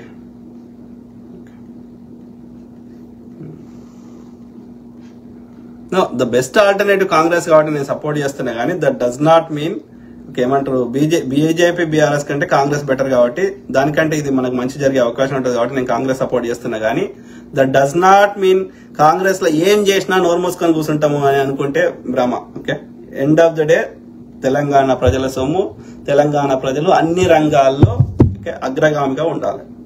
లెట్స్ మేక్ అది మన గోల్. ఓకే, దానికోసం ఏమంటారు కేసీఆర్ ఏదో అన్నాడు కదా, బొంత పురుగును ముద్దు పెట్టుకుంటారంటారు కదా, బొంత పురుగును కూడా ముద్దు పెట్టుకుంటాం. కానీ మా తెలంగాణ అన్ని రంగాల్లో అగ్రగామిగా ఉండాలి. సో మనము ఎవరి కిందనో పనిచేయం. ఓకే, మేమే 10 మందికి ఇచ్చే స్థాయిలా ఉండాలి. Okay, simple. రాజేందర్ రెడ్డి సింగసాని. దేశ జనాభా 142 కోట్లు, దేశ అప్పు 239 లక్షల కోట్లు. అదే బ్రదర్, 56 లక్షల కోట్లు ఉండే ఈ నరేంద్ర మోడీ రాకముందు. 56 నుంచి 239 అంటే ఇంచుమించు ఎంత, 180 లక్షల కోట్లు. ఓకే, ఈ 100 ఎంత అవుతుంది, 56 అంటే 60 వేసుకో, 60 తీసే ఇళ్ళకెళ్ళి 40 లకెళ్ళి 60, ఇంచుమించు 180 లక్షల కోట్లు ఒక్క 11 వాళ్ళకి 56 లక్షల కోట్లు అప్పు చేయడానికి 13 ప్రధానమంత్రులకు కలిపి ఎంత 64 ఏళ్ళు పట్టింది. ఈయన 2014 నుంచి ఉన్నాడు అంటే ఎంత 11 ఏళ్ళు. ఈ 11 ఏళ్లలో 180 లక్షల కోట్ల అప్పు చేసిండు నరేంద్ర మోడీ. ఈ అప్పు ఎవడు కట్టాలి? నేను, నా కొడుకు, నా మన్మడు, వాని కొడుకు, వాని మన్మడు కట్టాలి. అంటే ఎన్ని తరాల సంపద దొబ్బుకోబోతున్నావు? మరి వాడు 56 లక్షల కోట్ల అప్పు చేసి వాడు ఇలా దేశంలో ఉన్నాయి అన్ని స్వతంత్రం వచ్చినాక ఏమైనా కట్టినవి ఉన్నాయి అన్ని వాడు కట్టినాయి. అది బాక్రా నంగలు, నాగార్జున సాగర్, హీరాకుడు, లేకపోతే ఐఐటీలు, ఎయిమ్స్లు, ప్రభుత్వ రంగ సంస్థలు, ఐడిపిఎల్, బీడిపిఎల్, ఇట్లా బిహెచ్ఎల్ ఇట్లాంటి లక్షల మందికి తిండి పెడుతున్నాయి, ఉద్యోగాలు ఇచ్చినాయి. మరి ఈ దరిద్రుడు ఏం చేసిండు? 180 లక్షల కోట్లు. ఇవి కాకుండా మన తండ్రులు, మన తాతలు వాళ్ళు కట్టిన ట్యాక్సులతో కట్టిన ప్రభుత్వ రంగ సంస్థలు లేకుండా చేసేసిండు. ఇటు రాగానే ప్రభుత్వ రంగ సంస్థలు నష్టాలు వచ్చినాయని అది మార్కెట్ రేట్ కాకుండా ఫ్రీగా ఇచ్చేస్తున్నాడు వాళ్ళ ఫ్రెండ్స్ కి. అదే ప్రైవేట్ సంస్థలు నష్టాలు వచ్చినాయని బూచి చూపెట్టి ప్రజలు కట్టిన ట్యాక్స్ డబ్బులు తీసుకొని వాళ్ళకి ఇస్తున్నాడు. అంటే ముందు తరాల ట్యాక్స్ డబ్బులతో కట్టినటువంటి ప్రభుత్వ రంగ సంస్థలు తీసేసి అట్లా దోసుకుంటున్నాడు. అంటే ఒక ముందు జనరేషన్ భావితర అప్పులు చేసి భావితరాలే దోసుకుంటాడు. మరి ఇప్పుడు కట్టిన ట్యాక్స్ డబ్బులు ఏం చేస్తున్నాడు? ఇవి కూడా దోసుకుంటాడు. ఇవన్నీ సరిపోవని పిఎం కేర్ ఫండ్స్ అని దోసుకుంటున్నాడు. లేకపోతే ఈ భూమి లోపల ఉండే భూగర్భ ఖనిజాలు తీసుకుంటున్నాడు. అంటే ఇవన్నీ యాడ్ చేయండి. అది కాకుండా ఎమర్జెన్సీ కోసం ఆర్బీఐ దగ్గర ఎమర్జెన్సీ ఫండ్ పెట్టుకుంటే అది తీసుకున్నాడు. ఇది ప్రింటింగ్ ప్రెస్ లో ప్రింట్ చేసి ఆర్బీఐకి ఇచ్చే లోపలనే 80,000 కోట్లు గాయం చేసిండు. ఇవి సరిపోవని మళ్ళీ ఎలక్టోరల్ బాండ్స్ అని అట్లా దోసుకుంటున్నాడు. ఇవి సరిపోవని ఐటీ దాడులు, సిబిఐ, ఈడీ అని అట్లా ఎక్స్టార్షన్ చేస్తున్నాడు, బలవంత వసూలు చేస్తున్నాడు. అంటే ఇవన్నీ యాడ్ చేయండి. నా అంచనా ప్రకారం తక్కువ 400 లక్షల కోట్ల నుంచి ఇంకా పైనే ఉంటది, కానీ తక్కువ అయితే ఉండదు ఈ సంపద. ఈ 400 లక్షల కోట్లు 140 కోట్ల మంది, 140 కోట్లు మరి 18 దాటిన లెక్క పెడుతున్నా లేదో తెలియదు. ఓకే, సో అంతమందికి పంచిపెట్టినా అందరు కోటీశ్వర్లు అవుతారు. అంటే అంత సంపద ఏడున్నది? ఆర్య బనియా ఉంది, ఆర్య బాపన ఉంది. ఈ బీజేపీ పార్టీకి సంబంధించిన వాళ్ళ అన్ని తవ్వితే బయటకు వస్తాయి. వాళ్ళ పేరు మీద ఉన్న భూములు, వాళ్ళ గోడౌన్లలో దాచిపెట్టుకున్న పైసలు అన్ని తీస్తే వస్తాయి. అంటే మొత్తం దేశ ప్రజల సంపద అంతా పోయి ఇవాళ గుజరాత్ దగ్గర కుమ్మక్కైందని అర్థం. అందుకని మనము అడక్క తినే పరిస్థితి వచ్చింది. వాళ్ళ 168వ స్థానంలో ఉన్న అదాని ఇలా ప్రపంచంలో 2వ స్థానానికి ఎట్లా వస్తాడు? ఏం వ్యాపారం చేసిండు? ఎంతమందికి ఉద్యోగాలు ఇచ్చిండు? ఏం వ్యాపారం చేయలే. దేశ ప్రజల సంపద వాని పేరు రాసిండు వీడు. సో మేల్కోవాలి. 67 ఏళ్ల అప్పు 55 లక్షల కోట్లు, 11 ఏళ్లలో మోడీ ఒక్కడే చేసిన అప్పు 185 లక్షల కోట్లు. యాడ పెట్టాం ఈ అప్పంతా? యాడికి పోయింది లెక్కంతా? చెప్పండి. ఒక్క అంధభక్తుడు చెప్పాడు. ఇవన్నిటి నుంచి దృష్టి మరల్చడానికి కథం. హిందూ ముస్లిం, హిందువులను చంపాలి, ముస్లిం చంపాలని ప్రచారం చేయాలి. కథం. ఇవన్నీ మర్చిపోతారని వాని ఉద్దేశం. దరిద్రం ఉండకూడదు. అయినా సరే ఇక వానికి అనుకున్న ఓట్లు పడకపోతే అప్పుడు ఎన్నికల పోల్ మేనేజ్మెంట్ చేసి మోసం చేసి గెలుస్తాడు. మొత్తం ఓటర్లని వానికి వ్యతిరేకంగా వానికి వేయరు అనిపిస్తే వాళ్ళ ఓట్లు చెల్లకుండా చేయడం, లేకపోతే వానికి అనుకూలంగా ఫేక్ ఓట్లు వేయించుకోవడం. Very unfortunate. సౌకర్యాలు పెరిగాయా? పెరగలేదు. బుల్లెట్ ట్రైన్లు వచ్చినాయా? రాలేదు. స్మార్ట్ సిటీలు అయినాయా? కాలేదు. సంపద పెరిగిందా? పెరగలేదు. ఉపాధి పెరిగిందా? పెరగలేదు. 2 కోట్ల ఉద్యోగాలు వచ్చినాయా? రాలేదు. అంటే 11 ఏళ్లలో 22 కోట్ల ఉద్యోగాలు రావాలి. వచ్చినాయా? ఉన్న ప్రభుత్వ రంగ సంస్థలు ఉన్న ఖాళీలు భర్తీ చేస్తాడు కేంద్రంలో. విద్యారంగం బాగుపడిందా? లేదు. వైద్య రంగం ఉచితంగా వస్తుందా? లేదు. ఏది రాదు. ఏదన్నా రాష్ట్ర ప్రభుత్వం కష్టపడి అప్పులు చేసో ఇంకో రకంగా చేస్తే మా మోడీ చేసిండని ప్రచారం చేసుకుంటాం. వాడు చేయడు, మనం చేయనియాడు. ఏదైనా కష్టపడి రాష్ట్ర ప్రభుత్వం చేస్తే మా మోడీ చేసిండు అంటాడు. ఇలా అన్ని పైసలు మా మోడీ అంటాడు. బియ్యంలో మా పేరు పెట్టమని పెట్టుర్రి. దొడ్డు రేషన్ బియ్యం మోడీ ఇస్తుండు, పెట్టుర్రి. సన్న రేషన్ బియ్యం రాష్ట్ర ప్రభుత్వం ఇస్తుంది, దొడ్డు రేషన్ బియ్యం మోడీ ఇస్తుంది, పెట్టండి. గలీజ్ మండ కొడుకు. ధరలు అందుబాటులోకి వచ్చాయా? ఘోరంగా పెరిగినాయి. ధరలేమో 10 రెట్లు పెరిగితే ఆదాయం 1 రెట్టు కూడా పెరగలేదు. ఇంధనం అందేంత ఎత్తులో రష్యా నుంచి ఆయిల్ కొంటేనేమో లాభాలేమో వానికంట తక్కువ రేటుకి వస్తే, కానీ దాని మీద వేసే టారిఫ్లేమో ప్రజలకంట. ప్రభుత్వ సంస్థలు స్థాపించబడ్డాయా? లేదు. మొత్తం అమ్మకదొప్పుడే. ప్రైవేట్ రంగం కట్టడి చేయబడిందా? లేదు. ఆ ప్రైవేట్ రంగంలో కూడా అనుకుంటాయి మళ్ళీ వేరే వ్యాపారస్తులు ఉంటాయి. అన్ని గుజరాత్లోనే ఉంటాయి. ఎందుకంటే వాడు మాత్రమే వీనికి అసలు బేసికలీ వీడు గుంజుకుంటున్నాడు. వానికి 15% ఇచ్చేసి 85% వీడే తీసుకుంటుండు మోడీ గాడే. దొంగ ఉండకూడదు. టోల్ ట్యాక్సులు ఏమైనా తక్కువ చేశారా? పెరిగినాయి. అన్ని గంతెందుకు? పేదోడు కొనుక్కునే పాలు, పెరుగు, బట్టలు, చెప్పులు గవిటి మీద కూడా జిఎస్టీ తీసుకుంటుండు. పేదోడు బతకాలని కాంగ్రెస్ వాడు తీసుకోలే. అరొక్క వస్తువు మీద ట్యాక్స్ ఎత్తున్నాడు. ఆయన మేధావి, ఆర్థిక మేధావి 18% తీసుకుంటా అన్నాడు. అంటే 10,000 వస్తువు కొనుక్కుంటే 1800 తీసుకుంటా అన్నాడు. వీడు వచ్చేసి 28% చేసిండు. 22,800 తీసుకుంటున్నాడు. అట్లా అన్ని పెంచేసిండు. మళ్ళీ నేను హిందువుల కోసమే పుట్టిన అవతార పురుషుని అమ్మ కడుపులోకి వెళ్ళి ఉట్టలేదని చెప్తున్నాడు. అమ్మ బతికిన రోజే అమ్మని పోయి కలిసి వచ్చిండు. అమ్మని కూడా మార్కెటింగ్ వాడుకున్నాడు. అమ్మ చచ్చిపోయినాకనే నేను అసలు అమ్మకే ఉట్టలేదు అంటున్నాడు. రైతులకు బ్యాంకుల్లో అప్పు పుడుతుందా? లేదు. బడాబాబులు ఎగ్గొట్టిన కనీసం రాష్ట్ర ప్రభుత్వానికి అప్పులు ఇయ్యాడు. కావాలని కాంగ్రెస్ చెడ్డ పేరు తేవాలని. యూరియా తయారు చేసే వ్యవస్థ గాని, దాన్ని అమ్ముకునే వ్యవస్థ గాని, సరఫరా చేసే వ్యవస్థ గాని అన్ని కేంద్ర స్థాయిలో పెట్టిర్రు. రాష్ట్ర స్థాయిలో పెట్టలే. రాష్ట్రం సొంతంగా తయారు చేసుకునే హక్కు రాష్ట్రానికి లేదు.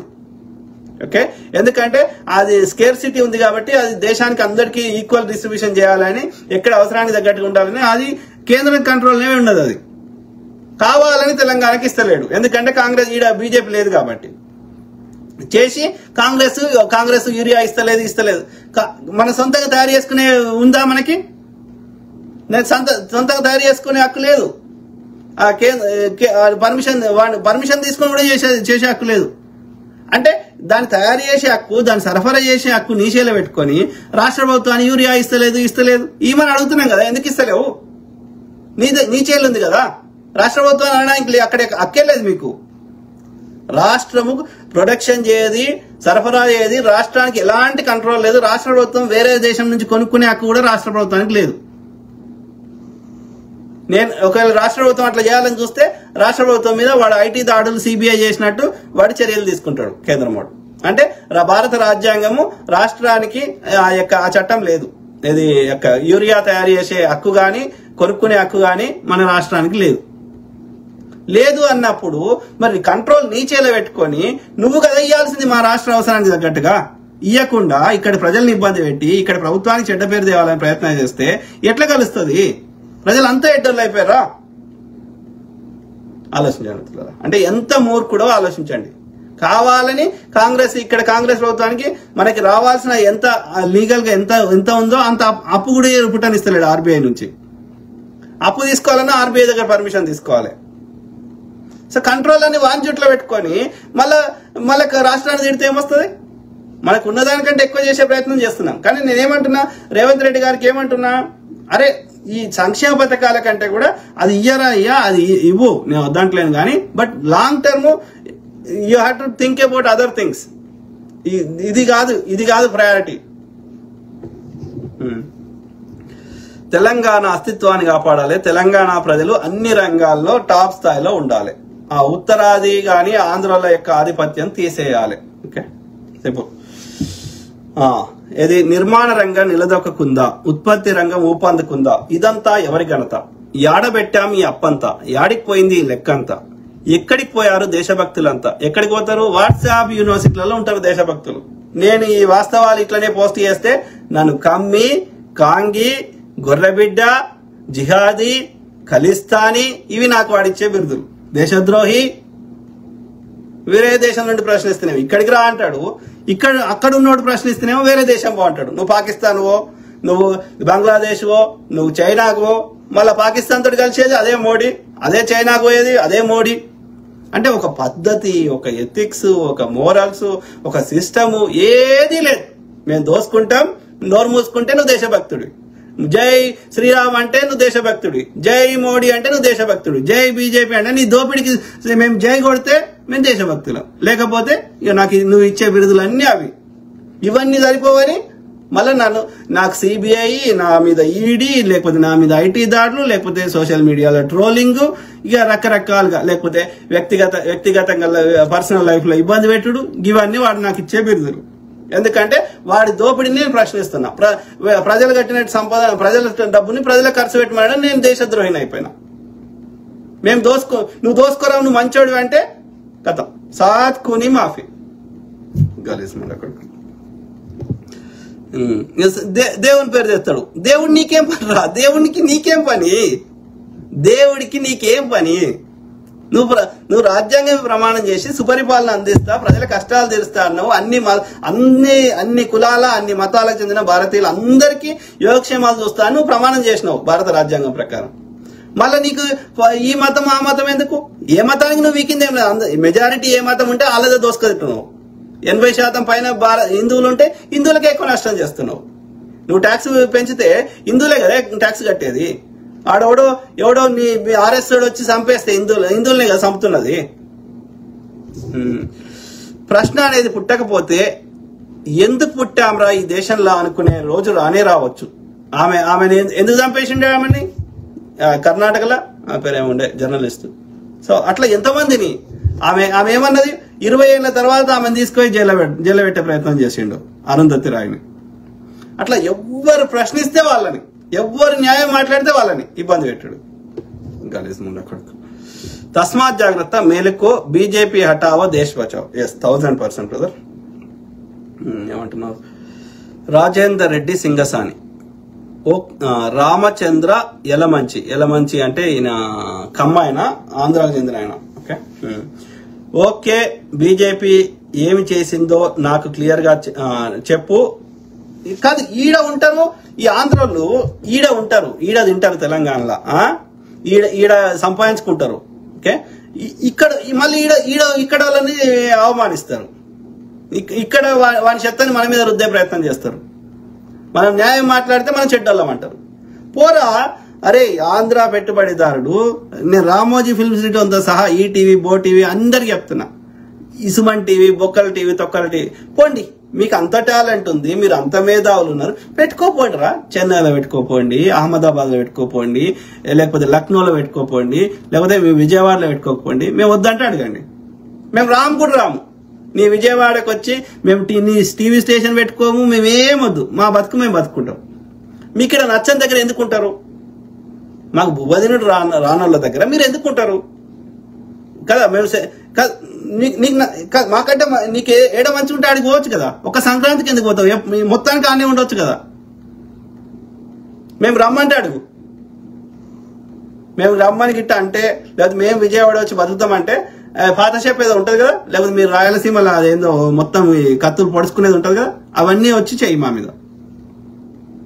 మా దగ్గరికి వస్తావు నీకు బతుకుదేరు లేక, ఆడ బతుకుదేరు లేక, ఇడికి వచ్చేసి మమ్మల్ని ఎడ్డిస్తా అంటే తోలుతీస్తాం బిడ్డ కదా. మాకు కలవెట్టరాదురా మీ వ్యాపారాల్ని. మాకు ఇట్లనే చెత్త నింపితే, జై శ్రీరామ్ అనుకుంటా మా చెత్త నింపితే మీ వ్యాపారాలు కలవెట్టరాదా? మాకు మీ షాపులను కలవెట్టరాదా? దొంగ ముండ కొడుకు. బీజేపీ ఏం చేసిందో నాకు క్లియర్ గా చెప్పురా అయ్యా రామచంద్ర యలమంచిలి కమ్మోడా, చెప్పు, నాకు క్లియర్ గా చెప్పు. కాంగ్రెస్ చూడు పంపుతున్న బీజేపీ ఏం చేసిందో ఈ 11 సంవత్సరాల్లో.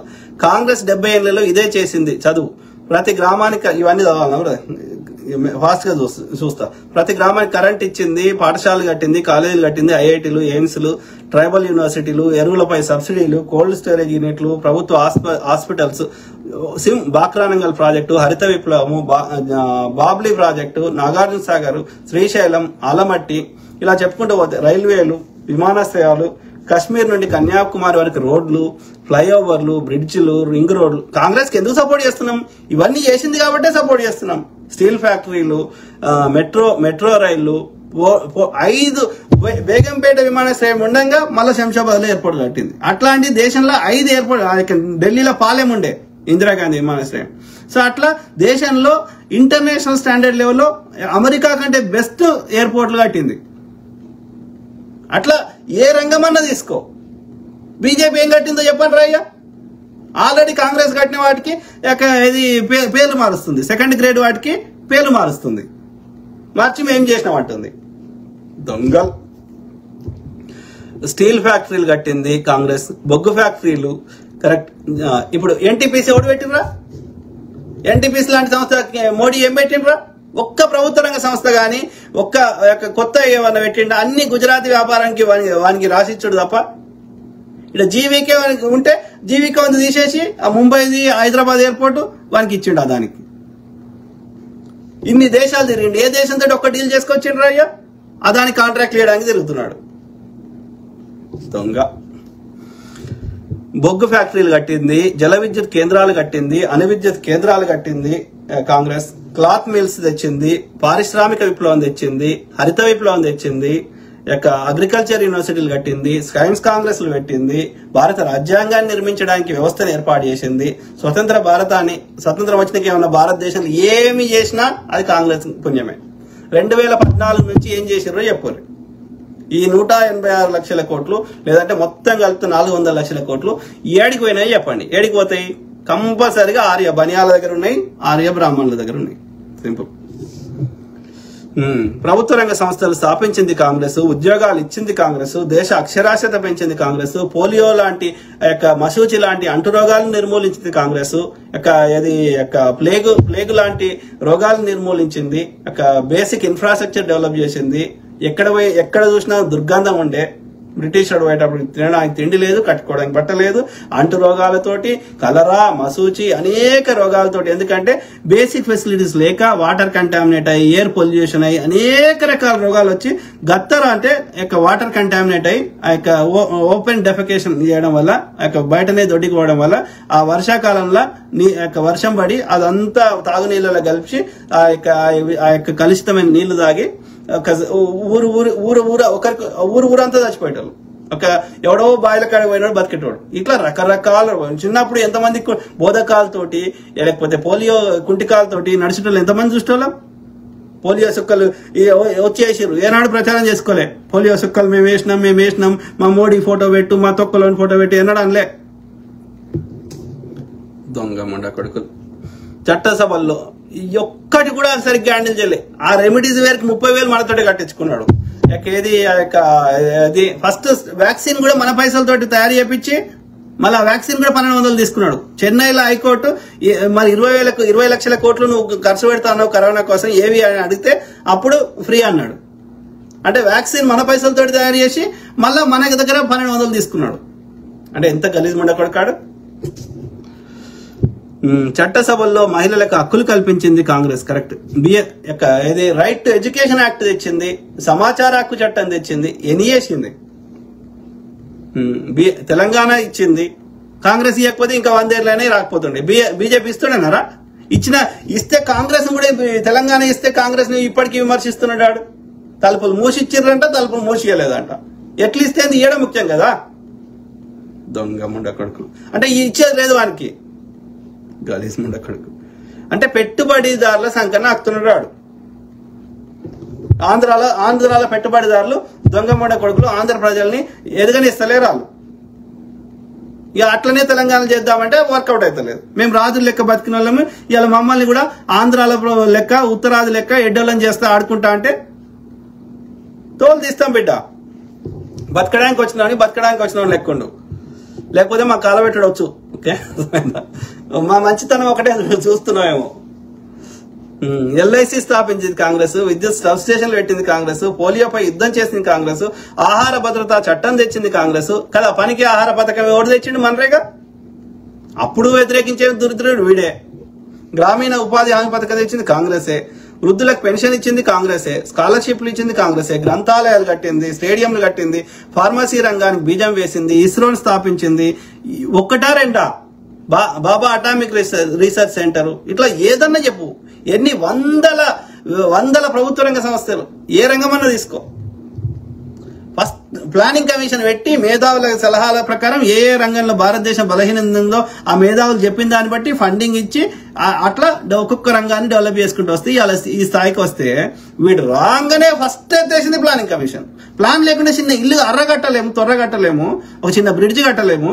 దేశాన్ని ఎట్లా నిర్మిస్తావు అంటే నువ్వు దేశాన్ని నిర్మించడానికి రాలేదు, దోసుకోవడానికి వచ్చినావు. ఈ 60 ఏళ్ళలో చేసిందంతా ఎత్తుకోబోతున్నావు ముండకొడుకు. గలీజ్ వాడుకో. గుండు సూది కూడా తయారవని దేశంలో అంతరిక్షంలోకి రాకెట్లు పంపే స్థాయికి తీసుకొచ్చింది కాంగ్రెస్. కరెక్ట్. దేశ రక్షణ వ్యవస్థను పటిష్టం చేసింది కాంగ్రెస్. బ్యాంకులను జాతీయం చేసింది కాంగ్రెస్. చెప్పరా అయ్యా, ఒక పక్క దేశమైన పాకిస్తాన్ 2 ముక్కలు చేసింది. 2 దిక్కుల శత్రువులు ఎందుకని? ఒకటా రెండా ఎన్నని చెప్పాలి? భూస్వాముల దగ్గర భూములు ఉంటే భూ గరిష్ట పరిమితి చట్టం తెచ్చి పేదోళ్ళకి భూములు వంచి పెడితే ఇలా ఆ ఎస్సీల దగ్గర ఆ ఎకరమో 2 ఎకరాలో 3 ఎకరాలో అర్ధ ఎకరమో ఉంది. లేకపోతే ఇలా భూమి ఎక్కడిది? భూస్వాముల దగ్గర సామాన్యుల దగ్గర భూమి ఎక్కడిది? అట్లాంటి సంస్కరణలు మోడీలు వచ్చిన కొడుకు ఏం తెచ్చిండ్రా? రాజులకు ఇచ్చేటువంటి భరణం రద్దు చేసింది. ఒక 360 సంస్థానాలు చిన్న చిన్న దేశాలుగా ఉన్న ఒక అనేక రాజ్యాలుగా లేకపోతే దేశాలుగా అయ్యాలి యూరోప్ ఎట్లున్నాయి అట్లా ఉన్నటువంటి ఈ భారతదేశాన్ని ఒక తాటి కిందికి తెచ్చి ఒక భారతదేశం అనేది ఒక ఐక్యంగా ఏర్పాటు చేసింది. యూనియన్ ఆఫ్ స్టేట్స్ గా మార్చింది. రిపబ్లిక్ ఆఫ్ ఇండియాగా మార్చింది. ఒకటా రెండా? పాకిస్తాన్ కి రాజ్యాంగం రాసుకోవడానికి ఎన్నేళ్ళు పట్టింది? మనం ఎంత తక్కువ టైంలో రాసుకోగలిగినాం. సో ఏ రంగంలో అయినా ఇలా ఈ స్థాయికి ఒక ప్రపంచంలో అభివృద్ధి అయిన దేశాలతో కంపీట్ కాగలుగుతున్నామంటే అది కాంగ్రెస్ పుణ్యమే. మోడీ ఏం చేసిండు? 2014 నుంచి మోడీ ఈ రంగంలో మనకి గతం కంటే మన ఆర్థిక స్థితిగతులు బాగుపడ్డాయి కానీ, అభివృద్ధి జరిగింది కానీ, ప్రభుత్వ సంస్థలు పెట్టినాయి కానీ, ఒక మంచి రోడ్లు వేసినాయి కానీ, ఎనీథింగ్ ఒక సామాన్యుడికి ఒక సామాన్య భారతీయుడికి ఏ కులమైనా ఏ మతమైనా పోనీ హిందువుల కోసమే అవతరించిన అంటుండే హిందువుల కోసమైనా మోడీ వల్ల ఒక్కరి జీవితం బాగుపడ్డాయి చెప్పండి. ఒక రైతుని అడగండి, ఒక కార్మికుని అడగండి, ఒక కర్షకుని అడగండి, లేకపోతే ఒక వ్యాపారస్తుని అడగండి, ఏ రంగంలో అయినా అడగండి. గుజరాతీ ఆర్య బనియాలు ఆర్య బ్రాహ్మణులు తప్ప మిగతా ఏ సామాజిక వర్గం కూడా 1% కూడా బాగుపడలే. ఇంట్లో అందరినీ రోడ్డు మీద తెచ్చినావు. వ్యవసాయం చేసుకునే వాళ్ళని నల్ల చట్టాలు తెచ్చి అదానికి అనుకూలమైన చట్టాలు తెచ్చి వాళ్ళని రోడ్ల మీద తెచ్చి 700 మందిని చంపినావు. ఓకే, ఇంట్లో ఉన్న వాళ్ళందరినీ ప్రతిపక్షాలు చంపాలని నోట్ల రద్దు చేసి వాళ్ళ దగ్గర ఉన్న వాళ్ళు 5 పైసలు 10 పైసలు దోసుకున్నాయి. అవి చెల్లొద్దని చెప్పి నోట్ల రద్దు చేస్తే ఇంట్లో ఉన్న వాళ్ళు బిడ్డ పెళ్లి కోసమో దాచిపెట్టుకున్నాయి, లేకపోతే అన్ని అట్లా వాళ్ళు రోడ్ల మీదకి వచ్చి చచ్చిపోయారు. చిరు వ్యాపారస్తులు మధ్యతరగతి వ్యాపారస్తులు అందరినీ చంపేసినావు నోట్ల రద్దు చేసి. సో నువ్వు ఏం కరోనా సమయంలో తాలి కొట్టు ఇంకోటి కొట్టు అని ఆ కరోనాని ఇంకా వ్యాప్తి చేసి లక్షల మందిని పొట్టన పెట్టుకున్నావు. ఒకటా రెండా? మళ్ళీ నేను హిందువుల కోసం ఇవన్నీ సరిపోవని ఎన్నికలు రాగానే హిందువులను చంపుతున్నావు. చంపేసి పాకిస్తాన్ వాడు చంపిండు, ముస్లిం వాడు చంపిండు. ముస్లిం వాడు చంపితే ఎందుకు చర్యలు తీసుకుంటలేవు? మేము వద్దంటున్నామా? కదా, చేయడు. కేవలం ఆడ ఏదో పాకిస్తాన్ మీద వేసినా అంటాడు, కథం. ఏ ఆధారం ఉండదు. వాడు ఎక్కడి నుంచి వచ్చినాడో తెలియదు. దేశంలోకి వాడు వస్తుంటే మీరేం బీకిందో తెలియదు. నువ్వు దాడి చేస్తావు పాకిస్తాన్ మీద అది కూడా రియల్ గా యుద్ధం కాకుండా అది కూడా ఫేక్ యుద్ధం చేసేసి ప్రజల దృష్టి మరలుస్తావు. పాకిస్తాన్ మీద బ్లేమ్ వేస్తావు. వాడు ఎవడన్నా వస్తే ఎట్లా వస్తాడు? నీ అనుమతులు. ఇప్పుడు ముంబై దాడులు జరిగినాయి. ఎక్కడి నుంచి వచ్చిండు, ఏడికి పోయిండు, మొత్తం మనము అందరినీ చంపేస్తే ఒకటి మిగిలితే వాడిని ఉరి తీసినాం. వాడు ఎక్కడి నుంచి పోయిండు, ఏ time to time, minute to minute public ముందు పెట్టినాం ఇన్వెస్టిగేషన్ చేసి. మరి వీడు వచ్చినాక ఎందుకు ఇన్వెస్టిగేషన్ జరుగుతలేదు? 200 కేజీల ఆర్డీఎక్స్ దేశంలోకి వాడు పట్టుకొని వస్తుంటే ఏం చేశారు? ఈ యొక్క భద్రతా దళాలు సెక్యూరిటీ కెమెరాలు ఏడవైదు వచ్చినాయి. ఆ ముందు రోజు సెక్యూరిటీ కెమెరాలు లేకుండా చేసిందే వీళ్ళు. అంటే చేయిస్తుందే వీళ్ళు ప్రజల దృష్టి మరల్చడానికి. ఆర్ఎస్ఎస్ లో ఉన్న విభాగాలు చూడండి, అలా కేవలం బాంబులు తయారు చేయడానికి, బాంబులు వేయడానికి, దాడులు చేయడానికి ఒక విభాగం ఉంది అందులో. ఈ బజరంగ దళం, విహెచ్పి అవన్నీ అవే చేస్తాయి. సో వాళ్ళ గోల్ వేరున్నది. బ్రాహ్మణులకు ప్రజల్ని దృష్టి మరల్చాలి. మతం పేరు మీద వాళ్ళు ఓట్లు రాబట్టుకోవాలి. అంటే వీడి దోపిడి నుంచి దృష్టి మరల్చాలి. అంటే వీడే దాడులు చేస్తాడు, వాడు ముస్లిం పేరు చెప్తాడు. గాంధీ మహాత్ముని జాతిపితనే సుంతి వేయించుకొని చంపిన గాడిద కొడుకువి, బ్రాహ్మణుడివి, నువ్వు ఎంత నీచానికైనా దిగజారుతుంది అధికారం కోసం. భారతదేశంలో జరిగిన అన్ని దాడులు ఈ వీడి చేయించినాయి, ఇంక్లూడింగ్ పాకిస్తాన్ తోటి కూడా. ఆడ కూడా పైసలకు అమ్ముడు పోయే గాడిద కొడుకులతోటి కలిపి కుమ్మక్కై చేయిస్తుంది వీడే. ఈ భారతదేశంలో ఉన్న ఆర్య బ్రాహ్మణుడే. సింపుల్. జలంధర్ మండల టీడీపీ ప్లస్ బీజేపీ ఇద్దరిని దానాలే పట్టుకొని పట్టుకో. ఓకే, పెట్టుబడిదారులు లేదా పెట్టుబడిదారులు కూడా కాదు, పెట్టుబడిదారుడు అంటే వాడు నిజంగా ఫేర్ బిజినెస్ చేస్తే వాడిని ఏమంటలేం. దోపిడీదారుడు వాడు, పెట్టుబడిదారుడు కాదు, దోపిడీదారుడు వాడు దోసుకున్న దానికి 5 రూపాయలు నీకు ఇస్తాడు అంటే వాంతటి కుమ్మక్క అవుతావా? రాజేష్ మామిడిపల్లి.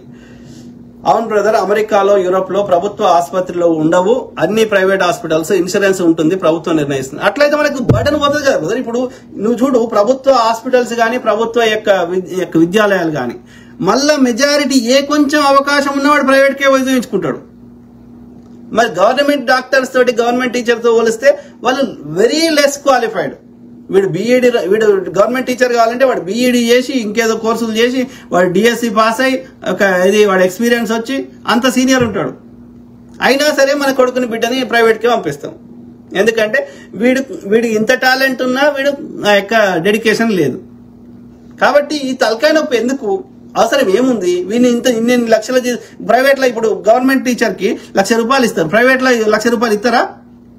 20,000 ఇస్తే ఎక్కువ, 20 లేదా 30 మాక్సిమం. అది ఇంకా ఇప్పుడు రేట్ ఈ ద్రవ్యోల్బణం వల్ల పెరగవచ్చు. కానీ ఏదైనా వీనికి ఇచ్చే తోడిస్తే 3 నుంచి 5 రెట్లు వీనికి ఎక్కువ వస్తుంది. మరి వీడు చెప్పేది ఏంది, వాడు చెప్పేది ఏంది? సో కాబట్టి మనకి ఎందుకు తలకాయ నొప్పి? మొత్తం ప్రైవేట్ చేసి మనకు వద్దు. పేదోనికి మనం రీయింబర్స్ చేద్దాం. నెలకి నీకు 2,000 3,000 ఎంతనో ఇస్తాం. పెన్షన్ ఇస్తలేం, అట్లనే ఇస్తాం. ప్రతి పేద విద్యార్థికి నెలకి ఇన్ని పైసలు ఇస్తాం. మీరు ఫీజే కట్టుకుంటారా, మీరు తిండి కొనుక్కొని తింటారా, ప్రైవేట్ హాస్టల్ ఉంటారా, ఏం చేసుకుంటారో మాకు తెలియదు, మాకు సంబంధం లేదు. మనకెందుకు? ధనవంతుల పిల్లలకి ఏ ఫెసిలిటీ వస్తుందో నీకు కూడా అదే వస్తుంది. మనకెందుకు ఈ తలకాయ నొప్పులు? వాడెవడో ఫుడ్ల పురుగులు వేసిండు, వాడెవడో పాయిజన్ వేసిండు, లేకపోతే ఇంకోటి ఏదో వేసిండు, అన్నంలో ఇవి వస్తున్నాయి అవి వస్తున్నాయి. మనకి ఎందుకు ఆ తలకాయ నొప్పి? పైసలు ఇస్తాం, కొనుక్కొని తిను. ప్రైవేట్ క్యాంటీన్లు అలో చేయి, వాళ్ళే వస్తారు, వాళ్ళే ఫుడ్, వీళ్ళు టోకెన్ పైసలు ఇస్తారు, లేకపోతే టోకెన్లు ఇస్తారు, వాళ్ళని రెగ్యులేట్ చేయి. ఆ ప్రైవేట్ విద్యా సంస్థలు కానీ ప్రైవేట్ వ్యాపారస్తులు అందరూ రెగ్యులేట్ చేయి. ఇప్పుడు ఆ డాక్టర్ ఏది పడుతుంది సూదిస్తే వానికి, ప్రైవేట్ హాస్పిటల్ కూడా వాడు ఏది పడుతుంది ట్రీట్మెంట్ ఇస్తే వాడిని శిక్షించామా? సో అట్లనే హాస్పిటల్ అయితే మనకి ఇంకా తలకాయ నొప్పి ఇంకా అవుతుంది. ఓన్లీ ఇన్సూరెన్స్ కడతాం, అయిపోయా. వాళ్ళని రెగ్యులేట్ చేయి. ఈ ట్రీట్మెంట్కి ఇంతకంటే ఎక్కువ పైసలు తీసుకోవద్దు. మార్కెట్కి అనుకూలంగా 1% 2% పెంచు. లేదు అంటే పేద మధ్యతరగతికి నువ్వు 90%, ప్రైవేట్ వాడైనా పేద మధ్యతరగతికి రెగ్యులేట్ చేస్తాం. ప్రైవేట్ వాడైనా సరే పేద మధ్యతరగతి ఈ రేట్ ఇయ్యి. ధనవంతుని దగ్గర చిరంజీవి ఇంకోడో పవన్ కళ్యాణ్ ఇంకోడో ఉన్నాడో వానికి కూడా కార్డు ఇస్తాం. వీనికి తెల్ల కార్డు ఇస్తాం, వానికి పింక్ కార్డు ఇస్తాం, లేకపోతే వానికి గ్రీన్ కార్డు ఇస్తాం, ఇంకోనికి ఎర్ర కార్డు ఇస్తాం. ఆ ఎర్ర కార్డు ఇచ్చిన వాడికి మాకు సంబంధం లేదు. మిగతా వాళ్ళకి ఈ రేట్కి. అందులో ఇది మధ్యతరగతి వాళ్ళకి అయితేనేమో 50% ప్రభుత్వం కట్టుతుంది, మిగిలిన 50% నీ చేతులకి వెళ్ళి పెట్టుకో. పేదోళ్ళకి మాత్రం 90%, 100 రూపాయలు వాడు ఫీజు వేస్తే 10 రూపాయలు నువ్వు కట్టుకో, 90 రూపాయలు మేము కడతాం. నువ్వు నచ్చిన దగ్గర చూపించుకో. ఇక సేమ్ క్వాలిటీ ఉంటుంది. ఆ ధనవంతుడికి ఏ క్వాలిటీ ఉందో నీకు కూడా అదే క్వాలిటీ ఉంటుంది. ధనవంతుని బిడ్డ ఏడు చదువుతాడో నువ్వు కూడా అన్ని చదువుతావు. మరి వానికి డిఫరెన్షియేషన్ ఉండదు. ఇక వానికి మంచి ఎడ్యుకేషన్ ఉంది, నాకు చెడ్డగా ఉంది ఉండదు. ఇక మనకి ఎందుకు తలకాయ? సంవత్సరానికి మీరు లెక్క పెట్టండి, ప్రైవేటు గవర్నమెంట్ రెగ్యులర్ స్కూళ్ళకి, అందులో టీచర్లకి, వాళ్ళ స్టాఫ్ కి, అందరికి, అట్లనే గురుకులాల పిల్లలకి వాళ్ళని పోషించడానికి వాళ్ళకి బట్టలు, వాళ్ళ అన్ని అవి కాకుండా వాళ్ళ అక్కడ పనిచేసే టీచర్లకి ఇవంతా యాడ్ చేయండి. ప్లస్ గవర్నమెంట్ హాస్పిటల్కి ఇచ్చే వాళ్ళకి జీతాలు, ఆ ఎక్విప్మెంట్, హాస్పిటల్ మెయింటెనెన్స్ ఇవన్నీ యాడ్ చేయండి. తక్కువ నా అంచనా ప్రకారం ఈ యొక్క సోషల్ వెల్ఫేర్ ఇవన్నిటి కింద 30,000 కోట్లన్నా వేస్ట్ అవుతున్నాయి. నువ్వు ఓన్లీ రీయింబర్స్ చేస్తే 10,000 కోట్లలో అయిపోతుంది. అది 20,000 కోట్లు మిగులుతాయి. 20,000 కోట్లు తెచ్చి మనం ఎవరైనా పెట్టుబడి వ్యాపారం చేసుకుంటా అంటే ఇది చేస్తాం, స్కిల్ డెవలప్మెంట్ చేస్తాం, ఇంకా ఇన్ఫ్రాస్ట్రక్చర్ బిల్డ్ చేస్తాం, ఇంకా అన్ని రకాలుగా అభివృద్ధి చేసుకునే అవకాశం ఉంటుంది. ఈ పంచిపెట్టే బదులు పంచిపెట్టడానికి కూడా సద్వినియోగం అవుతలేవు, అది దుర్వినియోగం అవుతున్నాయి, వేస్ట్ అయిపోతున్నాయి. అవును బ్రదర్, రాజేష్ మామిడిపల్లి బ్రదర్. లోకేష్ ముల్లపూడి, ముల్లపూడి, గొల్లపూడి ఇదంతా ఆంధ్ర బ్యాచ్. యలమంచి ఆ పేర్లను బట్టే చెప్పొచ్చు. అర్థమైందా? మోస్ట్లీ కమ్మోళ్ళే ఉంటారు. ఇక కమ్మ కాదంటే కాపు ఉంటారు. ఇంకా బాపన ఉంది అలా పర్సంటేజ్ తక్కువ ఉంటుంది. నీకు ఇది చూడండి మిత్రులారా, వీడు చూడు, లోకేష్ ముల్లపూడి అని ఉన్నది ఆంధ్రోడు. ఓకే, ముల్లపూడి అంటేనే ఈ పూడిలో అన్నీ ఉంటాయి. ఓకే, అర్థమైందా? అదేంది అప్పుడు శ్రీశైలం పోతే ఏదో ఉండే అన్ని ఏదో పేరు, ఈ దోమల పెంట, ఆ పెంట, ఈ పెంట ఉంటాయి. ఈ పూడీలు వచ్చేసేమో గోదావరి జిల్లాల అక్కడ ఉంటాయి.